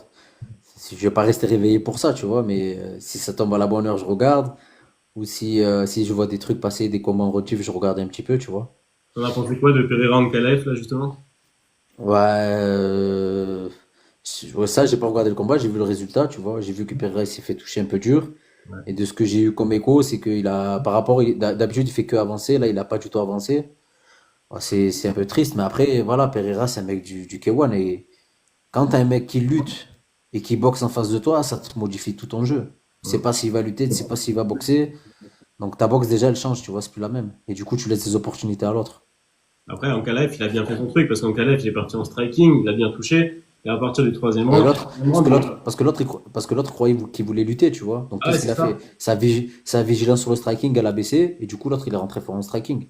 Ouais, c'est C'est le ça. Ouais, mais jeu. C'est ça le on s'en rend MMA. pas compte, mais on s'en rend pas compte, mais ce qu'a fait Ankalaev le week-end dernier, c'est juste parfait en termes de game plan. Toutes les dernières minutes de chaque round, il collait Pereira pour sécuriser le round. Oui, parce qu'on Ça Bah ouais. paraît facile, mais il faut en parler. C'est quand t'es dans la cage, c'est pas facile à faire. Et surtout que c'est un lutteur de Greco, donc aller coller le haut du corps, c'est assez simple pour lui, tu vois. Tu sais, on parlait tout Ouais. à l'heure de récupérer, comment tu récupères le mieux. Lui, son domaine de prédilection, c'est la Greco. Donc il va se caler sur la Greco, il va attendre, il va récupérer, le round d'après, il redémarre, il est frais. ouais. Et en même temps, il a sécurisé. Ah, mais c'était un beau combat quand même. Son game plan était bien. Toi, quand tu regardes un combat de MMA, tu regardes comme une personne lambda ou tu essayes d'analyser, de voir ce qu'il aurait pu faire, ce que toi t'aurais fait, comment ça se passe? Ouais, je suis comme ça. Ouais, toujours dans Ouais, la déjà, à ce compétition. moment-là, ouais, bah ouais, ouais, ouais. Je t'ai dit, c'est genre, aller voir des galas de MMA, si c'est pas pour aller voir des copains, j'y vais pas, tu vois. Genre, aller voir un UFC Paris, jamais de la vie, si je suis pas dans les vestiaires, j'y vais pas, tu vois. Sinon, tu me verras pas en tribune. Et à part le MMA, c'est quoi tes autres passions? Et je te dis la vérité, ma vie, elle tourne autour du MMA, hein. Le MMA? Avant, je faisais de la moto, et depuis que je suis papa, j'ai été puni de moto par ma femme. Hum. Et voilà, en vrai, après, toute ma vie elle tourne autour du sport. Genre, là, récemment, j'ai eu une opération. Je me suis fait enlever un morceau de ménisque, tu vois, qui s'était bloqué dans mon genou. Ça devait être un truc rapide, tu vois. Le problème, c'est que 2 semaines après, là, j'ai attrapé une infection. Ah ouais. Je me suis fait réopérer. J'enlève les points de suture demain, donc ça fait. En gros, j'ai eu, au lieu d'avoir que 2 semaines d'arrêt et terminé, et j'ai eu un mois et demi d'arrêt à cause de ça parce qu'il y a eu l'infection. Là, c'est bon, je commence à reprendre. Eh ben, pendant ce temps-là, quand je te dis un zombie à la maison, je suis un zombie. Hum. Genre, j'ai plus le goût de vivre et tout, tu vois. Je suis là, je suis dégoûté. Je passe du temps avec mes enfants. Mais sinon, je suis là, je suis posé sur mon téléphone et j'attends que la journée elle passe. Ah, et justement, Et on tu en sais parlait, quoi? on en parlait avec YR Fight l'autre fois. Moi, je voulais un peu connaître tout ce qui est charge mentale dans le MMA. Parce que je pense qu'il y en a quand même pas mal qui doivent suivre des psychologues par rapport même aux défaites ou aux blessures ou quoi que ce soit. C'est quand même, votre vie, c'est le MMA. Est-ce que toi, tu vois quelqu'un, tu vois un psy ou quelqu'un d'autre qui fait Non, un psy? non, je vois personne, moi. On sait Non, je jamais, tu vois sais, personne. par rapport à la charge Non, mais c'est mentale. vrai. Non, mais tu sais, t'as raison. Tu sais qu'une année, j'ai fait une dépression. Et je me suis pas rendu compte. Tu sais, la dépression, je te rends compte une fois qu'elle est finie. Tu te dis, en fait, putain, j'étais en dépression. Et j'ai fait une dépression parce que, en fait, si tu veux, j'ai fait un combat au Brave contre Sam Patterson. Je me fais une grosse blessure grave, tu vois, je peux pas en parler. Je me fais une blessure assez grave qui me tient en dehors de la cage pendant un an. Hum. Je reprends, je commence à reprendre, je suis bien, j'ai un combat à l'arrêt. Si je te dis ça, ça remonte, hein, ça date un petit peu. Et j'ai un combat qui arrive à l'arrêt, je devais combattre contre Yann Enchi Wusel. Hum. Je prépare le combat et le mec, en fait, c'était un spécialiste des clés de jambes. Ah ouais. Donc je fais ça, tac, tac, je m'entraîne avec Axel, justement ton goat. Et sans faire exprès, entraînement, il me fait un truc et il me fait les croisés. Donc ça fait que je fais encore un an sans activité. Donc j'ai eu 2 ans d'inactivité. Cette même année, le MMA est légalisé. Il y a le premier UFC qui arrive à Paris. Donc moi qui a donné toute ma vie dans le MMA, Ils ont l'année réussi. où le MMA est légalisé, l'année de mes 30 ans, l'année où l'UFC arrive à Paris, je peux rien faire. Hum. Et là j'étais mal. J'étais mal. Et c'est pour ça que je voulais t'en parler, parce que c'est vrai que nous, en tant que spectateurs, nous, on vous voit dans l'octogone, tu vois. On se dit, bah, il a gagné, il a perdu, mais après, on n'y pense pas. On voit du Dustin Poirier qui a fait une dépression, du Volkanovski qui a fait une dépression, et on sait que souvent, quand on fait du MMA, c'est toute sa vie, le MMA. Tu veux pas t'arrêter, quoi. Et c'est pour ça que c'est important d'en parler aussi de la santé mentale dans le MMA, quoi. Hmm. touche à moi aussi. Non, mais comme dans tout sport de combat, en vrai, tu vois, c'est rigolo parce qu'hier, j'ai croisé un mec, je connaissais deux noms, mais j'avais jamais vu, tu vois. Et en fait, je m'entraîne dans un fitness park pas loin et tout, je vais faire un peu de sac, tout ça, histoire de transpirer le soir, tu vois. Et un gars de la salle, il vient, il me salue, il me dit, ah, c'est toi, Elias Broly, machin, et tout ça, nanana. Et il va voir le mec d'à côté, il lui dit, ah, c'est toi, un tel et tout. Et du coup, je parle avec le gars, je dis, tu fais quoi? Il me dit, je fais de l'anglaise et tout. Et le mec s'appelle Dylan Chara. C'est un gros boxeur en anglaise. Je sais pas si vous connaissez un petit peu. Le Non, nom, j'ai jamais vu combattre, mais je connais deux noms. Mais voilà, mais tu connais deux noms. Mais moi, je l'ai vu en face de moi, mais je savais pas qui c'était. Tu vois, je connaissais deux noms pareils. Et j'ai discuté avec lui. Et lui, il a arrêté de boxer. Et il a dit, et je me suis toujours dit que le jour où je dois arrêter de boxer, c'est moi qui prends la décision d'arrêter de boxer. Je fais pas le combat de trop. Tu vois. Et le problème en MMA, c'est que des fois, on fait le combat de trop. Et Tyson Fury, il fait le combat de trop à chaque fois, lui. À chaque fois, il dit, il prend la retraite, il arrête. Ouais. Ouais, Ouais, MMA, mais c'est pire, tu Ferguson, vois. Regarde Fedor. Ok. Regarde Fedor, regarde Ferguson. Et toi, tu veux combattre jusqu'à quel âge? Et moi, c'est ça le problème, c'est que j'ai pas de date limite. Moi, j'ai pas de date de péremption. on peut Ah te voir ouais. jusqu'à 40 ans dans la cage, En quoi. fait, je te jure, c'est ça. Je me suis pas, en fait, je me suis pas fixé truc parce que je me suis dit, le jour où je dois arrêter, je vais atteindre tous mes objectifs. Comme ça, si j'arrête, j'ai pas de regrets. Ouais. Tu vois? Et c'est ce qui est pas bon parce que il suffit que ton corps il te dit non et que toi tu veux quand même aller parce que t'as pas atteint tes objectifs, tu fais le combat trop et c'est pas bon pour toi. Moi, j'en suis conscient, tu vois, mais c'est plus fort que ça. Ouais, effectivement. Et on pourrait te revoir quand dans la cage, là? Avant l'été, je pense. Il y a un Avant arrêt, l'été, ça, ouais. en mai, là. Ouais, mais j'y serai pas sur celui de mai. Je pense que je Ouais, serai d'accord. sur le 31 si je dis pas n'importe quoi. À Brest. Sur le 31, Je pas crois le que c'est à 32. Brest. 31, pas 32. Et je donne pas plus d'infos, c'est pas à moi de le dire. Mais ouais, non, franchement, après, l'arrêt, c'est Et une bonne justement, chose. ouais, j'avais une question par rapport à le MMA, on sait que c'est dur. Est-ce que, par exemple, demain, tes enfants, ils te disent, papa, je veux faire une carrière de MMA comme toi, est-ce que tu accepterais, connaissant les difficultés, connaissant les sacrifices que c'est? Ça m'étonnerait, j'ai deux filles. Et alors, J'ai deux D'accord. filles, tu elles connais aiment la Manon danse, Fiorot? elles aiment la musique. Ouais, elles sont pas avec moi maintenant. Mais elles aiment la Ah ouais. danse, elles aiment la musique, tout ça. Et tu veux rigoler, tout à l'heure, elles voulaient faire de la boxe. Je leur ai fait leur premier cours de boxe. Mais elles sont petites, tu vois. Il y en a une, elle a 8 ans, l'autre, elle a 4 ans. Donc pour l'instant, elle t'en Mais pas dans la pour tête. l'instant, non, c'est du jeu, c'est un amusement, etc. Après, s'il y en a une qui veut vraiment s'y mettre, on verra, tu vois. Je dirais pas non, moi, parce que je sais. En fait, tu vois, en plus, mon parcours fait que je connais les embûches. Donc, tu vois, on pourra les éviter. Mais voilà, je préfère que ce soit un garçon plutôt qu'une fille. Et j'espère que ça arrivera pas, mais maintenant, tu fais un combat, tu ressors avec des blessures, je sais pas, l'arcade ouverte, un coca ou autre. Qu'est-ce que tu expliques à tes enfants? Hein? Tu m'as dit quoi? Et si maintenant tu rentres chez toi avec l'arcade ouverte, un coca ou je sais pas quoi, qu'est-ce que tu expliques à tes enfants qui ont cet âge-là? Ah, moi, ils rigolent. Ils regardent, ils font, papa, t'as fait un combat? Je dis, ouais, c'est ça, j'ai fait un combat. Ils rigolent, tu vois. Ah, donc elles Elles savent, comprennent. hein. Tu sais, ah ouais, c'est sur l'école, tu sais, l'autre maternelle, alors sa maîtresse, mon papa, il fait les combats. Mon papa, il fait les combats. C'est rigolo. Donc, quand je rentre, que j'ai une marque où je suis fatigué et tout, tu vois, je rentre, je suis mort, je me mets sur le canapé. Elle me dit, t'es fatigué? Je dis, oui. Elle me dit, t'as fait un combat? Je dis, oui. Elle me dit, ok, d'accord. Ah, c'est rigolo avec la petite. Et justement là, on parle de vie de famille, tout ça et tout. Quand t'es combattant de MMA, comment tu sécurises euh, ton après-carrière?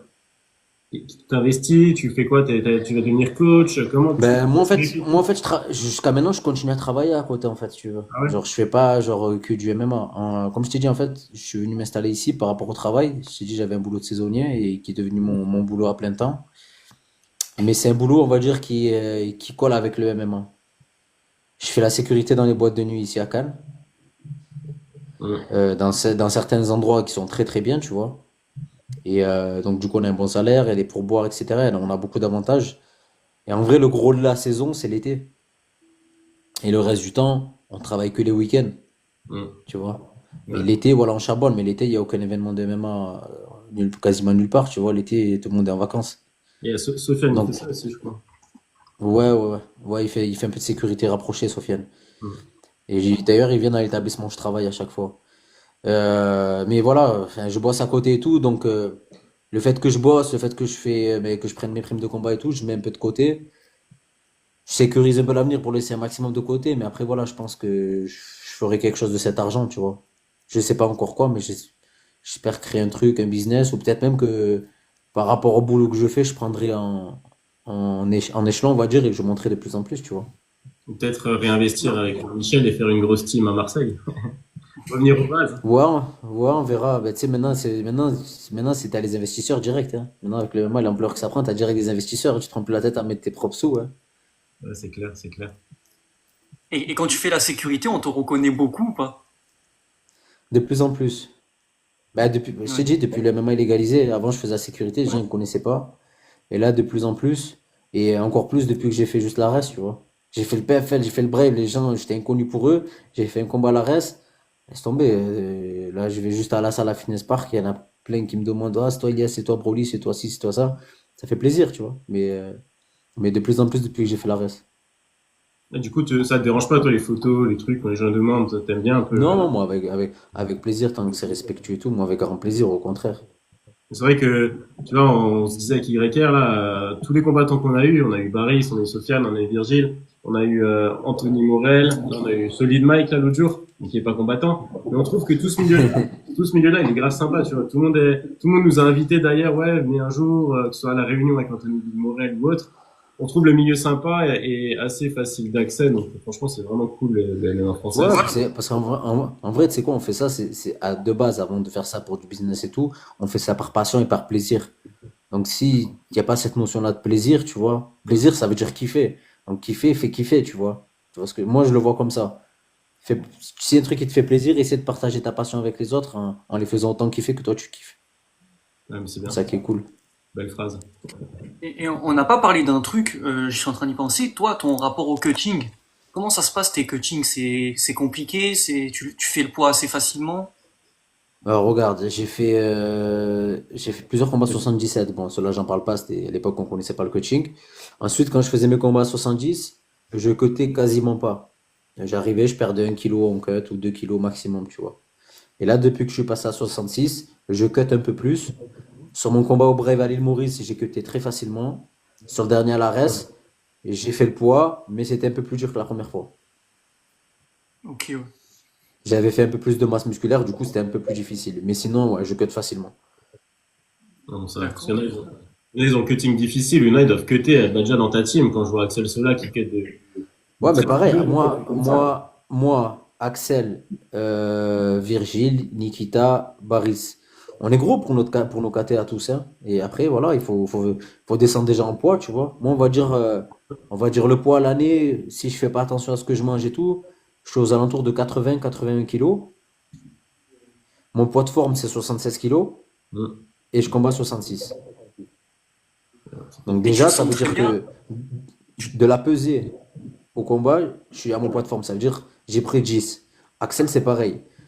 De la pesée au combat, il reprend 10. Virgile, c'est pareil. On reprend tous 10. Et tu sens là que c'est ta catégorie idéale, les 66?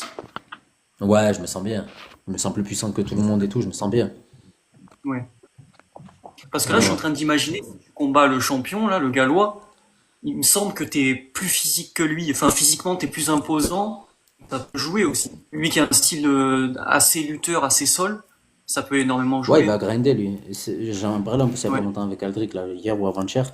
Ouais, c'est un mec qui veut grinder, tu sais, qui grind, qui essaye de machin de grappiller des trucs au sol. Mais quand t'as un Virgile qui te fait la même chose, ça va. Et ça T'as un va. animal, Tu vois, ça va. C'est moi, si Virgile te le fait, tout le monde, il n'y a pas tout le monde qui peut te le faire, tu vois. j'imagine. Ouais. Une sacrée équipe au Boxing Squad, hein. Ouais, ouais, ouais, c'est pas mal, ouais, on a une bonne En équipe. plus, Après, ça, c'est ceux qui sont sous, on va dire, sous les projecteurs, mais il y en a plein que vous voyez pas, qui ont tous un aussi gros niveau, tu vois. T'as Dimitri qui est bien, t'as plein d'équipes, de l'équipe amateur que vous connaissez pas. Je parle pas des Muris et de Kalim et tout, il y en a d'autres que vous connaissez pas, qui sont pas mal, tu vois, et qui sont là, ils se donnent, ils font des sparring avec nous, et c'est grâce à eux aussi qu'on avance parce que on peut se permettre de faire des sparring avec d'autres gars, tu vois. ah, mais le problème en Boxing Squad, c'est que tu vois, il y a toujours des autres qui arrivent, il y a toujours des meilleurs. Alors, on disait que la nouvelle génération, c'était Axel et Virgile, mais en fait, non, c'est déjà les anciens. Il y a Kalim encore derrière. Il y a Donc, Kalim, il y a les frères Muris, il voilà, y a tu vois. Orges, ouais, ça arrive. Ah, Il yes. y a toujours des autres qui arrivent au Boxing Squad. Ça s'arrête jamais, en C'est fait. ça. Bah, après, en vrai, c'est le MMA de partout pareil, hein. Et en plus, le problème de notre émission, là, en live, tu vois, c'est que Le frérot là-haut, il est niçois. Du coup, bah, depuis qu'on a commencé, on a eu Paris, Ah, on est sur tu es de Nice, toi? T'es de Nice, toi? Non, à côté, ouais, du Var, je suis du Var, moi. on a Ah, eu Paris, tu on a habites eu tout le où? boxing squad. T'es J'habite où, vers Fréjus, Draguignan. Saint-Raphaël? Ah, Ouais, Draguignan. Draguignan, pas loin. Ok, ok. Du coup, il a ramené tout le boxing squad et on a que des niçois là. On a Kalim, quoi, fin de semaine. Vendredi, ouais, vendredi Mhm. soir. Ouais, je viens de voir un truc là. En plus, il doit faire un truc de Jiu-Jitsu. Là, j'ai vu un combat de JJB là qui est prêt à Ouais, contre DXL. Gracie. Ouais. Mm. Ouais, gracieux, ouais. Ça peut être pas Il y a un mal. mec qui a écrit dans les commentaires Marseille a une bonne team, faut aussi aller le dire. Ouais, mais ça, on le sait. Oui, oui.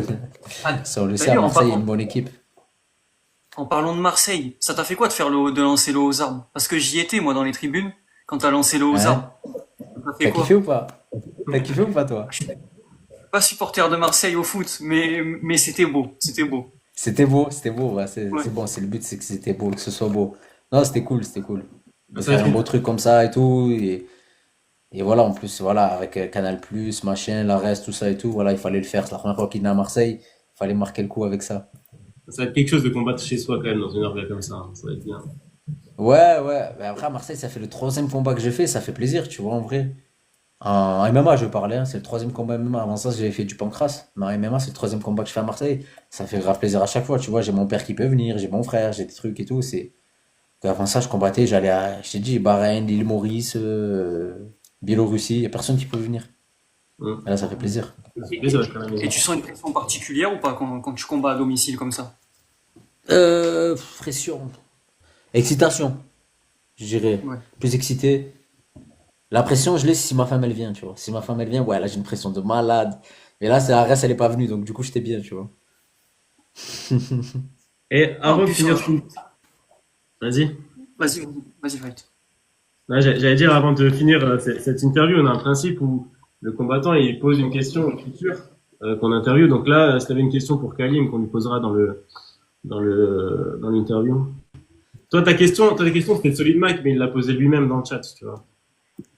C'était quoi la question qu'il m'avait posée sur le mic là? Qui est le meilleur des Marseillais? Hein? Et Solid Mike, sa question c'était, Ok, ok, voilà, ok, ok.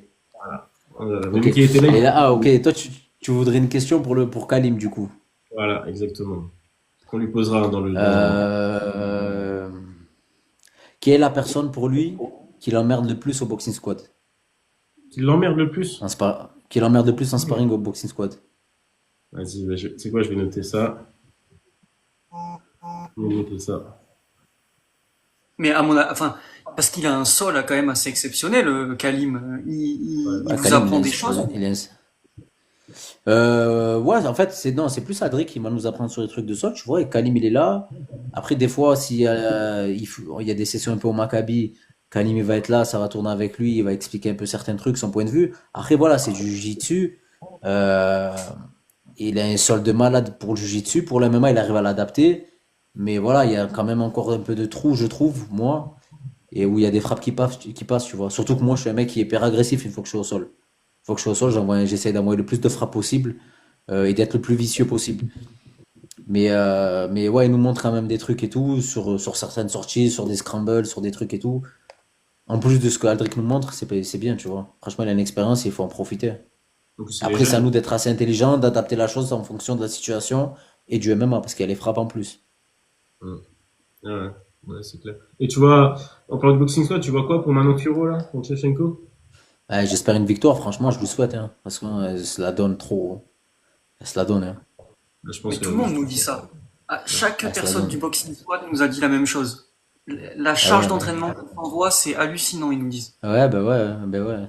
C'est déjà une charge de malade, mais en fait, t'as vu, je pense qu'elle a des passions, tu vois, mais ses passions sont toujours reliées au sport, elle, genre. Passion, je crois, c'est elle fait du vélo. Tu vois, sa passion, c'est aller faire du vélo. Tu vois, toujours, c'est un rapport avec le sport. Donc, elle fait tout le temps du sport, donc ça la donne à chaque fois, et à chaque fois, elle se donne à fond, tu vois, dans ce qu'elle fait. Dès qu'elle fait un truc, elle se donne à fond.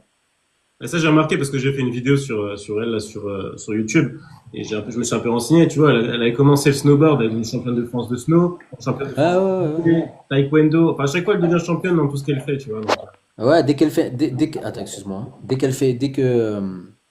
Dès qu'elle touche un truc, elle y va à fond, tu vois. Et voilà, et même elle se la donne vraiment. Et voilà, qu'elle est. Franchement, ce qui est beau, regarde. Axel, ceinture de l'Ares. Virgile, ceinture de l'Ares. Nikita, ceinture du coffre. Baris, ceinture de l'Hexagone. On met Manon qui nous ramène la ceinture de l'UFC. Et moi, dans les mois qui suivent, qui ramène peut-être la ceinture Ares. Ça serait pas beau? Ça serait incroyable. Alors, Ça serait- on veut une photo de vous six sur Instagram. Avec les photos. Et je pense que la ceinture du coffre, il va devoir la rendre, du coup, vu qu'il n'y a plus de regard, à mon avis. Donc, Ah Ben, ouais. pourquoi il va la rendre? Il va la rendre à qui? Il a même pas été payé. ouais, c'est vrai qu'il va la Ah ouais, garder. Bon. Qui va rendre quoi? Il va la Ok, rendre vous aux avez enchères. mis la clé sous la porte, moi je vous renvoie votre ceinture en recommandé. Non, il va la garder. Enfin, c'est un trophée, quoi. Il la garde chez lui, hein. Mais il sera champion à vie, quoi, du coffre. Du coffre, ouais, bah ouais, hein. C'est déjà ça. Mais justement, en parlant de Nikita Leshukov, parce que peu de personnes le connaissent. Moi, je le connais parce que je l'ai vu combattre 3 ou 4 fois, enfin 2 ou 3 fois.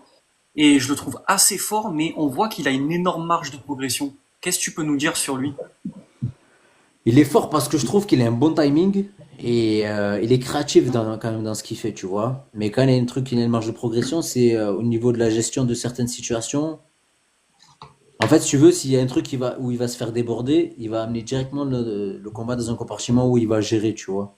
Il va pas essayer d'améliorer ce compartiment-là où il est un peu plus en galère, tu vois. En tout cas, enfin, justement, la marge de progression, elle est là. Il faut qu'il améliore ce compartiment-là. Donc, s'il améliore ça en plus, c'est un jeu en plus. Tu vois ce que je veux te dire ou pas? Ouais, En ouais. plus, il est physique, hein. Nikita, il combat 70. Là, je parlais avec lui tout à l'heure, il a 90, hein. Ouais. On dirait pas, hein. Ah Ah, ouais, il est d'accord. physique, il a des jambes de malade. Nikita, il est physique, hein. Ah ouais, on dirait pas comme ça, hein. J'ai dit, il a des physiques de fou, hein. Axel, hors combat, quand il se laisse aller, pareil, 90. Virgile, il passe à 100. Moi, je suis allé 3 semaines au Japon, je suis revenu, j'étais à 84. Baris, il est monté à 80. Ah, on est que des gros.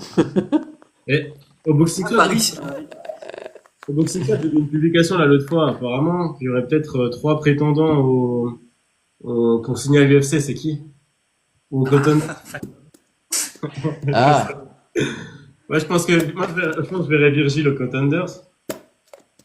écoute, moi, ça, je peux rien dire, malheureusement. C'est pas de mon ressort. C'est moi, je, pas. Aldric, c'est mon entraîneur, mais c'est pas mon manager, donc je peux pas en parler, tu vois. C'est les secrets du management de Aldric, ça, après. Et Donc voilà. Aldric, il est sur TikTok. Aldric, je sais pas s'il est sur TikTok. Je sais qu'il est sur Instagram, je sais pas s'il est sur TikTok. Ah, il doit avoir des comptes espions, à mon avis. Bien sûr. Non, mais de toute façon, non, mais. Après, voilà, c'est pas un secret de à peu près potentiellement qui ça peut être, tu vois. Il y a déjà des doutes qui s'émettent, mais voilà, comment on sait pas, quand on sait pas, et c'est surtout, ouais, comment en vrai. Est-ce que c'est parler de billets de Dana White? Est-ce que c'est sur un short notice? Et sur ces infos comme ça, vous, dans le club, vous le savez, ou ils cachent tous vraiment leurs infos? Non, nous on sait plus ou moins, tu vois, on sait plus ou moins. Après, c'est des trucs pour moi qui semblent un peu logiques, tu Oui.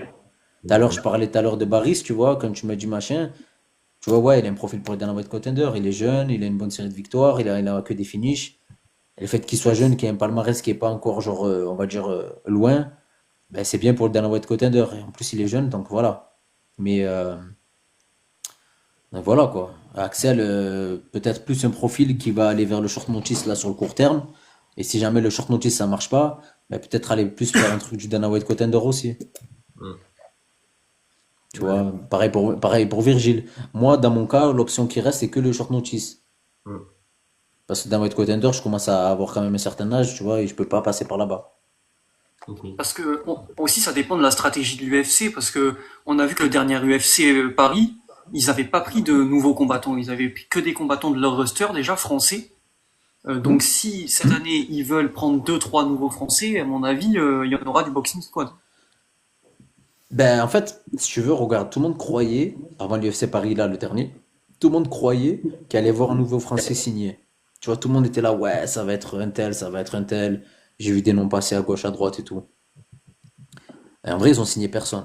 Et en vrai, quand tu regardes sur l'année globale de 2024, qui est-ce qu'ils ont signé sans passer par les Dana White Contender ou sans passer par un short notice? Mais les KT, ils Il sont y pleins. a The Reader, Venom Page, que des gros noms en fait. Voilà. Donc en vrai, s'ils vont signer un Français, ça va être soit pour un short notice, Ouais. soit, c'est mon avis, hein, soit en passant par le biais des Dana White Contender. Mais Dana White Contender, si ça passe, c'est cet été. Du coup, est-ce qu'il pourra faire l'été plus derrière septembre à Paris, tu vois? Mais en C'est vrai, ça le un des truc. seuls Français qui peut rentrer à l'UFC comme Venom Page, en vrai, c'est Saladin Parnasse s'il le veut, quoi. Ouais, je Ouais, pense, mais Saladin, de mon avis, Saladin n'ira pas à l'UFC. ouais, je pense que, ouais, moi non plus, je pense pas qu'il va y aller. Non, il ira pas. Il ira pas pour plusieurs raisons. Bon, déjà, il gagne très bien sa vie, tu vois. Comme ça, c'est tant mieux, tu vois. C'est un bon de fou, ça, là. Et, euh, et aussi, il y a un truc, en fait, qu'il faut pas négliger. Salah, c'est une machine.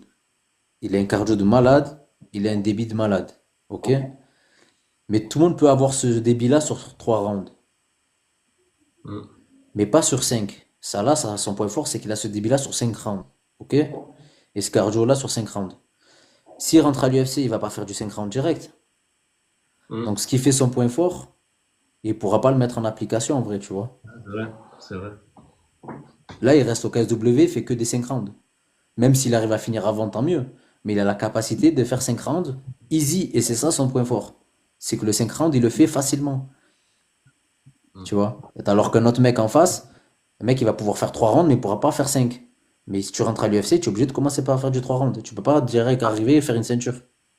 Après, Bah, ça c'est dépend bon. comment l'UFC l'estime aussi. S'il estime Ouais, comme ils ont mais. estimé Chandler, Après, il y il a, pourrait faire par exemple un main event du UFC Fight Night et faire un 5 rounds, quoi. même quand il y Ouais, a c'est. Chandler, hein. Et regarde, Ouais, regarde, t'as vu, tu m'as sorti Chandler, qui est une superstar aux États-Unis. Ouais, Ça là, c'est une c'est vrai. superstar en France, mais l'UFC, c'est américain, c'est pas français, hein. quand Non, tu c'est vois Ouais. vrai. En fait, il y a un truc aussi qu'il faut que vous compreniez tous, c'est l'UFC. C'est Sebidadi ça qui me l'a appris, hein. C'est un truc de fou, c'est Sebidadi qui me l'a appris. Il a été aux États-Unis s'entraîner dans un camp à Miami. Et il a parlé avec des gars, etc. et tout, et avec un des recruteurs de l'UFC qui est venu se passer dans la salle où il s'entraînait, tu vois. Et en fait, pour eux, pour les Américains, pour l'UFC, l'Europe, c'est le bled. Ah ouais, Ils s'en foutent. ouais. Pour eux, t'es américain, tu fais un peu le spectacle, tu mets des KO, on te signe direct. T'es français, mais tu fais la même chose, ça me bat les couilles. Ben, on le Tu voit, Bah, c'est vois? vrai, aux États-Unis, tu vas dans la rue, personne connaît Nassourdine Imavov, personne connaît Cyril Gann, Ouais, oui, personne mais connaît Bruce. déjà ça, mais même sans parler de ça, c'est normal, c'est pas leur pays. Mais genre, les recruteurs de l'UFC, l'UFC, si tu veux, ils vont aller dans des salles aux États-Unis. Oh, lui, il est pas mal. Il a combien de combats? Ah, ok. Ok, dis-lui de faire encore un combat et je le signe au Dana White Contender. Tu vois, ça se passe comme ça. En France, ça se passe pas comme ça en France. Tu vois? ouais, mais le Tu vois, en problème, fait, tu veux, aux États-Unis, ils vont dans les salles, ils font leur marché, les mecs. ouais, mais En ça, tu France, ils ne calculent pas, parce que pour eux, l'Europe, c'est le bled. Et ça, c'est un débat qui pourrait durer longtemps, mais moi, je pense qu'en France et en Europe, on doit faire évoluer le MMA de notre côté aussi, et il faut arrêter de penser tout le temps à l'UFC. Il y a des belles orgas. Moi, j'aimerais bien qu'en France, on arrive à faire des shows comme ils font l'Octagone ou le KSW, tu vois, avec nos Hmm. orgas françaises. Ça serait quand même une dinguerie. Là, l'autre fois, on avait Prince Aounala, il a dit, lui, il rêverait de faire un combat contre Boulox, par exemple, pour faire une ceinture Ares Hexagone et avoir les deux ceintures. Ça serait incroyable, même Baris contre Yunusov et trucs comme ça, entre deux cas, entre Ouais, des crossovers là, comme ça, ouais, ça serait bien. Après, voilà, c'est deux business différents. Est-ce qu'ils vont vouloir s'entendre pour faire un truc comme ça? Je pense pas, tu vois. Parce que s'imagine, ils font ça et t'as quasiment que des victoires pour le reste. Ça va grave décrédibiliser l'hexagone et du coup, l'hexagone, ça fait quoi? Ça met la clé sous la porte. Ouais, bah ouais, mais c'est ça qui est compliqué. Mais nous, c'est ce qu'on rêve de Ouais. voir, comme fan, tu vois. Ouais, ben ouais, c'est normal, c'est normal. Et attends, il y en a un, Parker MMA, il a écrit en plus d'être bon compétiteur, il faut être showman si t'es européen. Pas forcément, parce qu'en vrai, ceux qui sont à l'UFC, est-ce que c'est des showman les Français? À Ouais, part largement. Saint-Denis qui fait le spectacle. Ouais, c'est ça. Non, tu Regarde regardes Manon, Cyril Elle a fait la ceinture, Gann, même Manon, bon, mais elle a galéré à avoir le combat pour la ceinture. Mais elle est à l'UFC depuis un moment. Elle est très discrète, Manon. Parce que, voilà, elle est de l'ancienne époque, elle gère pas bien les réseaux, et voilà, quoi. Ouais, mais Ouais, voilà, à je pense part que, BSD, il m'a dit, je pense à BSD. Mais à part BSD, il n'y a personne d'autre, hein. ouais, Morgan, un peu, ouais. Morgan, mais il arrive. et tu penses quoi du traitement Morgan, qu'a... il fait pas le showman, hein. Il a une belle image, mais il fait pas le showman, Morgan. C'est pas un mec qui trash talk, qui fait quelque chose et tout, hein. Il a Ben juste Morgan, une belle image et tout, Morgan, c'est surtout qu'il finit et qu'il a que des bonus. et qui fait des combats spectaculaires. Mais sinon, c'est pas Même question de quand il showman, perd. c'est juste qu'il fait des combats.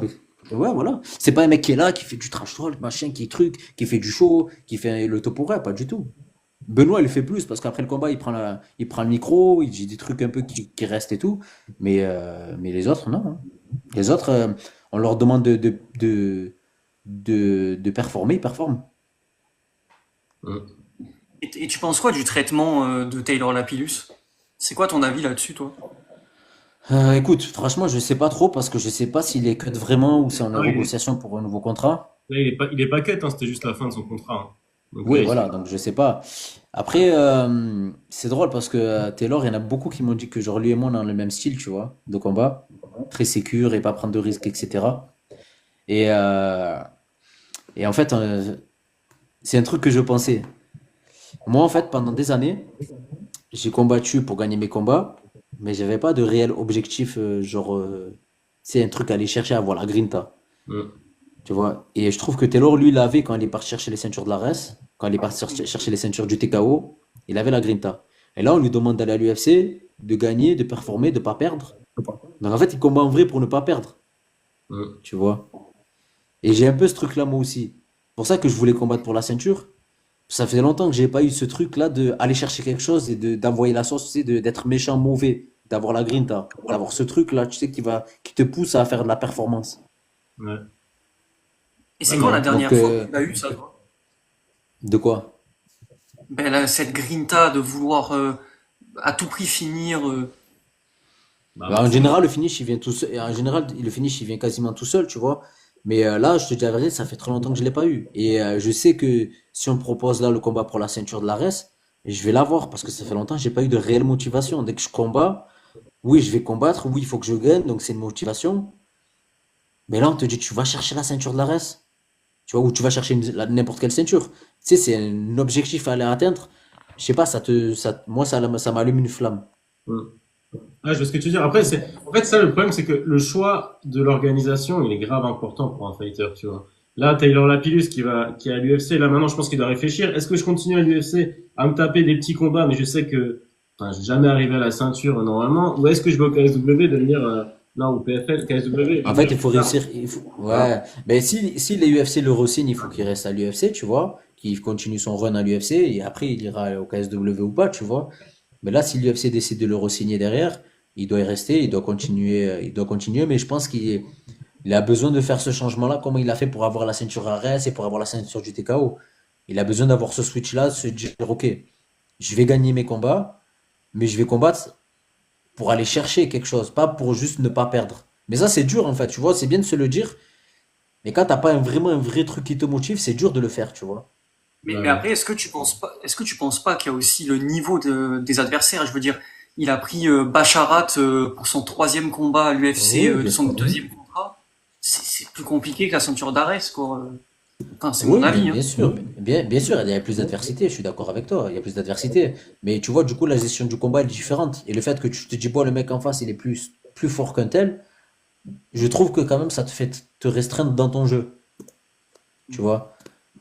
Le fait que du coup, tu te dis, ouais, il fait ci, il fait ça, machin, etc., ça te freine un peu plus. Tu vois? Tu dois être Après, c'est chacun son style. C'est pour ça que moi, j'ai un peu le style qui se rapproche de lui. T'es un peu plus, tu fais plus attention, tu essaies de pas t'exposer, de pas prendre le mauvais coup, etc. C'est ça le piège. Et je le dis, mais c'est pas facile à faire, hein. De toute façon, on verra avec son choix. Je pense que ça va pas tarder. On va savoir s'il va revenir à l'UFC. Ouais, moi, En tout cas, je le souhaite. moi, j'espère pour Attends, lui. Mais en tout cas, il a dit l'idéal quoi? pour toi, c'est que tu combats dans une organisation qui passe sur l'UFC Fight Pass. Si tu combats pour la ceinture, que tu arrives à le finir, ben, ça peut te propulser vers quelque chose de très intéressant. Ouais, franchement, je te dis la vérité, honnêtement, c'est pas ça. Les gens, Ah ouais? beaucoup disent, ouais, l'UFC Fight Pass, machin, etc.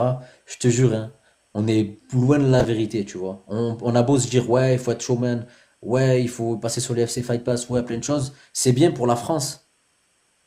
Mais l'UFC, comme je t'ai dit, l'UFC, ça passe sur l'UFC Fight Pass, mais l'UFC ne regarde pas l'UFC Fight Pass. Tu vois, Mm. l'UFC est concentré sur les organisations américaines et sur l'UFC. Tu sais, l'UFC vont regarder le LFA. Mais je te dis, ils s'en foutent de l'Europe. Je te jure, on est loin de la vérité par rapport à plein de médias ce qu'ils disent et tout. Genre, tout ce que les gens pensent, c'est pas comme ça. Et même Guillaume, il le sait. Guillaume, il me l'avait dit avant l'UFC Paris. Il m'a dit, tu verras, ils vont signer personne pour le prochain UFC Paris en parlant du dernier qui est passé. Je dis, ah ouais, et tout. Pourtant, les médias français, ils en parlent, ils disent un tel, etc. et tout. Et écoute, ils vont signer personne. Et regarde, ils ont signé personne, hein.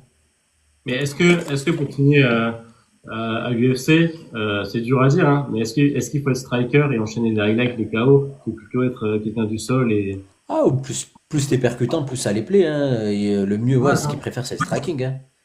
c'est Sinon, dommage. s'ils préfèrent les lutteurs, etc., ils signent beaucoup de mecs du Daghestan et tout ça, tu vois. Mais ce Je qu'ils aiment, pense que c'est le striking. Tu vois, Khabib, ils en ont eu qu'un de Khabib, ils en ont pas 50, hein.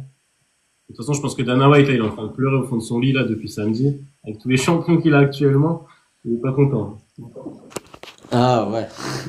Non, mais après, Ouais, voilà, ça fait spectacle. En Kalaev, je pense pas qu'il va garder la ceinture longtemps. Je pense pas. ouais, C'est je mon pense avis. pas.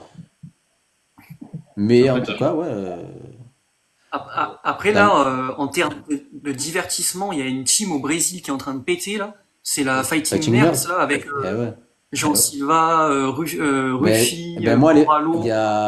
c'est qu'en 2018, je vais en Thaïlande, je m'entraîne, je fais un camp. Et bah, c'était à l'époque, hein, ça date de 2018. Et dans le camp où je m'entraînais, c'était Phuket Top Team, il y avait Carlos Prates. Et on s'entraînait, on faisait sparring ah ouais. ensemble. Et bon, à l'époque, à l'UFC, tout ça, il combattait des fois un peu au One et tout, il faisait des trucs en boxe thaï. Et j'ai vu il y a pas longtemps, putain, les signaux à l'UFC, tout le monde parle de lui et tout, tu vois, ça fait plaisir. On s'entraîne ensemble en Thaïlande, tu vois. Mais Mais ouais, là, c'est une équipe, elle massacre tout en ce moment. là, on va avoir un Est-ce que coach, tu penses que... là, là, on va avoir un coach de Thaïlande, là, en interview la semaine prochaine, qui est coach de striking de Fiziev, Benoît Zédé. Oui, ouais, ouais, je vois qui c'est le coach aussi de Anissa Meksen, je crois. Ouais, c'est possible, et j'ai vu Doumbé aussi s'entraîner là-bas, et c'est un gars, il est encore, Ouais. franchement, il a pas mal, il a pas mal. Ouais, il est bien, il est bien. Si Fiziev l'a pris en coach de striking, c'est qu'il doit être bien, hein. Ouais. Ce niveau de Fiziev en striking, c'est quelque chose. En plus, il descend de KT, là, Fiziev, je crois, hein. Ouais, Pourquoi il il descend, il passe en descend 66. 36? Ouais. Oh Ouais, il a putain, ça dit. va Ouais. être un problème, hein. Ouais, ça va être un problème, ouais, Ah mais Ça ça, va être un ça bordel, va être... lui. Ah, je pressais pour ça. Mais j'aurais aimé voir Topuria Fiziev hein, en featherweight. Ah ouais, ouais, c'est clair. Ça va être un sacré bordel, hein, Fiziev en featherweight, hein. En plus, là, maintenant, dans la catégorie, vu que Topuria il est parti, je trouve qu'il manque de têtes quand même en featherweight. Il manque des grosses têtes. Tu sais, mon rêve, c'est Il y a que Diego Lopez, il y a Diego Lopez, Volkanovski, après c'est tout, en vrai. moi, mon rêve, c'est que Après, il y a Volkanovski, l'OF, il est pas très divertissant. ouais. Ouais. Tu m'as dit quoi, Fight? Moi, Ton j'ai dit rêve? mon rêve, c'est que Volkanovski récupère la ceinture, hein. Je suis trop attaché à Volkanovski, moi, j'aime trop. Ouais, ouais. Bon, Mais c'est- je pense que ces 3 défaites d'affilée, là, ça a dû lui mettre un gros coup, je pense. ouais. Bah, moi, tu sais, cette année, ça va être la pire parce que, à mon avis, Dustin Poirier, ça va être retraite cette année. Après, il y a Holloway, Volkanovski, j'aimerais qu'il reste encore un peu, mais la nouvelle génération arrive en force, là. Ouais, ouais. Mais c'est une page qui se tourne, hein. Ah ouais, c'est clair. C'est clair. Je sais pas si t'as encore La des meilleure époque, la meilleure époque, quand même, c'est quand il y avait Anderson Silva, les trucs comme ça, je te jure, c'était trop la folie. Ah, ouais, ouais, Le spectacle qu'il faisait. ouais. Le MMA, il a changé, hein, dirait Mbappé, hein. Ouais. Non, le MMA, il a changé, ouais. Et bon, c'est tant mieux, parce que c'est de mieux en mieux. Le sport, il a grave avancé aussi. Le sport, il a Ouais. avancé. Là, on fait de plus en plus de techniques qu'on voyait pas avant, etc. Toutes les semaines, il y a un nouveau truc qui sort, tu vois. Bah, t'as vu le coup de pied retourné de Ruffy, ce week-end? Incroyable, hein. Ouais, Incroyable. C'est ouais, KO. ouais. Non, franchement, c'était beau. Ouais. Mais Je sais ce pas si qui t'as est beau, encore c'est de voir qu'il n'y a pas de hasard en fait. Il a travaillé pendant tout le camp d'entraînement, ce coup de pied retourné. Et il le passe en combat. Donc ça doit être tellement de satisfaction pour le combattant et pour la team. C'est ça, t'as vu quand je te disais, surtout, tu sais, faire parler la créativité à l'entraînement. Et après, ce qui marche à l'entraînement, t'essaies de le mettre sur les sparring de plus en plus dur. Et après, tu le tentes en combat et ça passe et c'est magnifique, tu vois. Tu peux faire un highlight avec. Du coup, en Mais fait, est-ce on que a par exemple, est-ce qu'en sparring, par exemple, le coup de pied retourné comme ça à la tête, est-ce que tu le tentes sur un sparring? Moi, Ouais. Enfin non, moi, c'est pas mais mon jeu. un combattant. Je veux dire un combattant que c'est Ouais, son jeu. Est-ce qu'en sparring il le tente? bah, au début, je pense qu'il va le tenter techniquement. Et après, s'il fait du sparring et qu'il a assez travaillé et tout ça, dès que c'est en ouverture, il va l'envoyer. Mais en général, il y a les casques et tout, tu vois. Après, Ouais. quand c'est sparring, ça arrive qu'il y a des KO qui arrivent, tu vois. Mais bon, en général, c'est quand même maîtrisé, tu vois. Il peut l'envoyer, il y a la rotation et tout. Mais il n'y a pas vraiment, des fois, l'intention de faire mal. Juste de le placer rapidement, de vite toucher, tu vois. Et c'est Et vrai après, avec qu'on l'adrénaline du combat, et voilà, tu rajoutes un peu tout ça avec l'adrénaline de combat.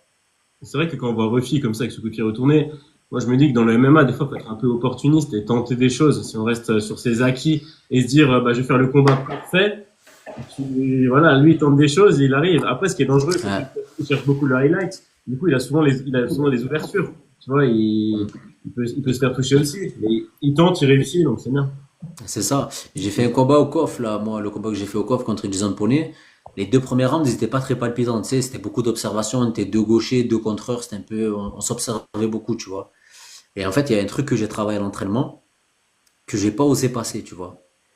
Et j'ai Jean-Michel dans le coin qui me dit reste 30 secondes. Et dès qu'il me dit ça, je dis vas-y, je le tente. Et dès qu'il me dit ça, je le tente, je le down. Ah ouais? Il tombe et je suis à coup de coude par terre. Bon, j'ai pas réussi à le finir malheureusement. Mais sur les 30 dernières secondes, je le down et j'essaie de le finir à coup de coude. Mais voilà, c'est des trucs, des fois, il faut tenter en vrai. Tu vois, tu restes sur tes acquis, tu restes sécure et tout. Des fois, ça fait pas le spectacle et le combat il avance pas. Donc, des fois, vas-y, tente en vrai, tu vois. Tente des choses. C'est triste, mais on le voit un peu avec William Gomis qui fait à chaque fois les mêmes combats, qui finit en split Il à chaque tente pas. fois. Tu sais, il tente pas, il Pareil, parce que recule. il recule, il contre, etc. Il tente pas des nouvelles choses. Il va pas chercher le combat en vrai, tu vois. Ouais, il cherche juste la victoire et enfin, et encore, il gagne que en Mais là, split. Ouais, mais tu sais, après, c'est ce que je t'ai dit, tu vois. Tu essayes de pas perdre. Ouais. dire qu'il a pas tenté, il a même trop abusé du spinning back fist, là, par exemple. Il l'a Oui, envoyé ouais, 8 fois. le elbow, oui, parce qu'il y en a Ouais. un qui est passé, et après, du coup, il a dit, vas-y, j'ai accenti dessus. Mais tu regardes sur l'ensemble de ses combats en général, c'est pas celui qui, en fait, c'est pas celui qui fait le combat. Tu sais, le combat contre Yanis Gemouri, par exemple, Gemouri, c'est le même profil que lui, à peu près, tu vois. Je parle dans l'attente Ouais. du combat, je parle pas dans le style, mais dans l'attente de combat. Et t'as vu, le combat était pas ouf, hein. Mm. Bah, Les ça deux sifflait s'attendaient, dans en les vrai, les deux tribunes. s'attendaient. Ouais, mais les deux s'attendaient, tu vois. Après, moi qui suis combattant, je peux connaître l'intensité qu'il y a, etc., le stress, pourquoi ça bouge pas et tout. Parce que moi, ça arrive que je fais des combats, je me fais siffler aussi, tu vois. Mais c'est moi qui combat, je m'en fous, moi, on pouvait siffler jusqu'à demain, tu vois. Mais voilà, du coup, je parle de style. C'est vrai qu'il a pas un style qui est très percutant. Ça gagne, mais c'est pas lui qui fait le combat, Ça tu vois. impressionne pas non plus, hein, parce qu'après, Demain, il doit combattre. Demain, il doit combattre pour une ceinture. S'il fait ce combat-là, il perd. Parce que quand tu fais le combat pour une ceinture, tu dois aller la chercher, la ceinture. Tu dois faire le combat. Et comment on travaille sur ça, justement, le knockout power, avancer, comment on le travaille, ça? Quoi, le knockout power ou avancer? C'est deux choses différentes. Bah, un peu les, ouais, bah, le knockout power, ouais. Ben ça, tu travailles, ça va être beaucoup des exercices avec la prépa physique, etc. et tout, tu vois. Après, je pense aussi, il y a un truc aussi avec les placements de pieds, tu vois. mm. Alors, les pieds bien placés, si t'envoies, je parle en point, hein, je parle en anglaise, hein. Si tu veux bien taper, il faut avoir des bons appuis, etc. Tu vois, les pieds bien placés. Et je pense, plus tu prends en maturité, plus tu prends en âge, plus tu prends en muscle et en force, plus tu as plus tendance à coucher. Tu vois, Saladin, à l'époque, il couchait personne, quasiment. Tu vois, il gagnait tout le monde, il leur roulait dessus et tout. Et là, t'as vu, ça fait deux combats, il met deux KO, tu vois. Ouais, il a dit qu'il Donc, avait beaucoup travaillé sur ça. Ouais. il a travaillé sur ça, et il y a de l'âge aussi, il a pris en maturité, et il est moins volé. Tu sais, il est plus posé sur ses appuis. Avant, il était beaucoup en déplacement, il envoyait des jambes à gauche, à droite, des high kicks et tout. C'est bien, tu vois, mais si tu touches avec un high kick, tu mets KO, mais je parle en anglaise, le fait d'envoyer trop de jambes, tu sais, tu es trop aérien, donc du coup, tu n'es pas proche du sol, donc t'as pas assez de bons appuis pour pouvoir bien taper dur. Donc ça se travaille comme ça. Et après, le fait d'avancer, c'est si tu le bosses à l'entraînement, en sparring, hein. Si tu gagnes un centimètre, il faut que tu continues à gagner ce centimètre, faut pas le perdre, tu vois. Le mec, toi, t'as pris le centre de la cage, tu l'as fait reculer, ne le laisse pas revenir au centre. C'est à toi de le mettre en difficulté, de le faire reculer au maximum. Il n'y a pas de pression. Après, c'est dur de changer sa nature aussi. Je veux dire, ça se voit que William Si, Gomis, c'est c'est vraiment pas. dur, mais ça se change. Ça se fait, tu vois. Moi, pareil, j'ai un mec un peu comme ça au début qui m'en foutait de prendre le centre. Là, maintenant, c'est un truc que j'ai travaillé depuis un petit moment. Dès que genre, je pris le centre et que je te fais reculer, je recule pas. Je cherche à pas reculer. Si je recule, c'est que tu reprends du terrain, c'est qu'il faut que je recommence mon travail. Tu vois? Je dois Ouais, tout moi, recommencer. j'ai l'impression qu'en fait, Gomis, il fait, c'est exactement, tu vois, la MMA Factory, c'est la boxe de MMA Factory, tu vois, toucher, sans se faire toucher, boxer en reculant. On le voit beaucoup sur les Ils gars ont un du bon Grand. striking, hein. Ouais, ils Ils ont ont un un bon très bon striking. striking, je trouve. Ils Ouais, ont un ils ont un bon très bon striking. striking. Et je trouve que Gomis, il a un bon striking, même en reculant. Mais le problème, c'est que quand tu recules, tu mets pas de force, quoi. Là, on n'entendait pas les coups. Non, ben, en fait, tu vas contrer. Tu peux pas dire je Ouais. mets pas de force, parce que si tu recules et que l'autre il avance au même moment, boum, il s'empale dessus. Tu sais, c'est force contre force. Et ça peut tomber, tu vois. Donc, ça peut marcher. Mais c'est pas spectaculaire. Ça Ouais. peut marcher, mais c'est pas spectaculaire, tu vois. Et moi, j'avais une Mais dernière. c'est vrai qu'il a un bon striking. Son combat contre Brito, tu vois. Il le gagne, il fait ce qu'il faut pour gagner, il n'y a rien à dire. Mais il a fait que reculer tout le long et c'est Brito qui a fait tout le combat. Ouais, ouais, mais c'est vrai, bah, ouais. C'est ça. Et moi, j'ai une dernière question justement sur le côté impressionnant. Quand tu combats dans une cage, et tu sais, des fois, souvent dans le public, quand il y a des moments de gréco où ça colle un peu contre la cage, on entend souvent siffler, le public qui siffle, il veut que ça bouge. Est-ce que vous, les combattants, vous écoutez le public et vous dites, bon là, faut que je fasse quelque chose, et il faut que je fasse Non, non. moi ça m'arrivait quand même de me faire siffler, surtout sur les combats à Marseille. C'est un public qui connaît pas trop le MMA, c'est un public qui veut voir deux mecs se taper dessus, tu vois. Ils ont pas les notions de technique, etc. et tout. Nous, eux, ce qu'ils veulent, c'est voir des saltos, des coups de pied retournés, des trucs de fou, tu vois. Ça se comprend, hein. Tu vois, quand je dis spectacle, de faire le show, de faire des combats spectaculaires, ça se comprend, tu vois. Mais des fois, il y a des phases de combat où t'as pas le choix de coller, etc. Parce que si t'es trop cramé, tu dois récupérer de cette manière-là, tu vois, il y a plein de choses. Et le public, non, il faut pas. Moi, en tout cas, je le prends pas en compte. Mais il y en a peut-être que ça marche, tu vois. Ah, peut-être, hein. Mais Ouais, moi, non, je le prends. Dès que je les entends Ah, siffler, ça galvanise un peu plus, tu vois. En mode, ok, bon, ça va. Dès que je lâche ça, je vais envoyer la sauce, tu vois. Mais je vais pas, genre, je relâcher ce que je suis en train de faire pour faire autre chose tout de suite, ouais, tu vois. et ouais. ça aussi, ça vient avec l'expérience au final. Ouais, ouais. Moi, ce que je me dis à chaque fois que ça siffle et tout, je vais leur faire regretter d'avoir sifflé après, tu vois. Je vais faire un truc qu'ils vont regretter, ils vont dire, ah non, pardon, tu vois, ou pas. Qu'est-ce que tu dis? Imagine, on aurait eu Badr en MMA, ça aurait été incroyable. Voilà. Non, moi, c'était la dernière Il y a eu question d'autres questions? c'était la dernière Ok. question que j'avais. C'était encore des questions, toi, YR. Et sinon, on arrête Bon, là. je crois qu'on a fait le tour, hein. Ouais, carrément, hein. En vrai, c'était cool de Ça t'avoir. marche. On a passé un Ouais, bon moment. merci à vous deux pour l'invitation, c'était cool. Et tu le Merci à répètes toi. parce on le dit à tout le boxing squad là à chaque fois, mais dis à Axel Sola de se mettre sur TikTok. Il a pas de TikTok, lui? Non, il Je l'a pas. savais Eh pas. non, on voulait l'avoir en interview, mais YR Fight, il rêve de l'interviewer, mais il a pas. Faites-le sur Instagram, non? Je crois qu'il peut le faire, non? Vous pouvez pas le faire sur Instagram? Ouais, qu'on essaye, il faudrait qu'on essaye d'aller sur Instagram. Moi, pour l'instant, on reste sur le format Ouais, TikTok. Parce que TikTok, ce qui est ouais. bien, c'est que tu vois, t'as même des gens qui sont pas abonnés à nous qui peuvent venir poser des questions. Ouais, qui va venir voir, ouais. C'est assez familial, je trouve, c'est sympa, ça. Mais ouais. Ouais, je vais essayer de lui dire si je le vois. Et qu'est-ce qu'on peut te souhaiter par la suite, à part la ceinture? D'aller au bout du chemin, de faire tout ce qu'il faut, que tous les objectifs que je me suis fixés, d'essayer de les atteindre, quoi. Ouais. Ouais. D'essayer d'arriver jusqu'à l'UFC, si je peux, en tout cas. Je continue de faire ce qu'il faut pour. Ça serait bien, on espère te voir là-bas, en tout cas. Ça serait Bah, bien. merci, hein.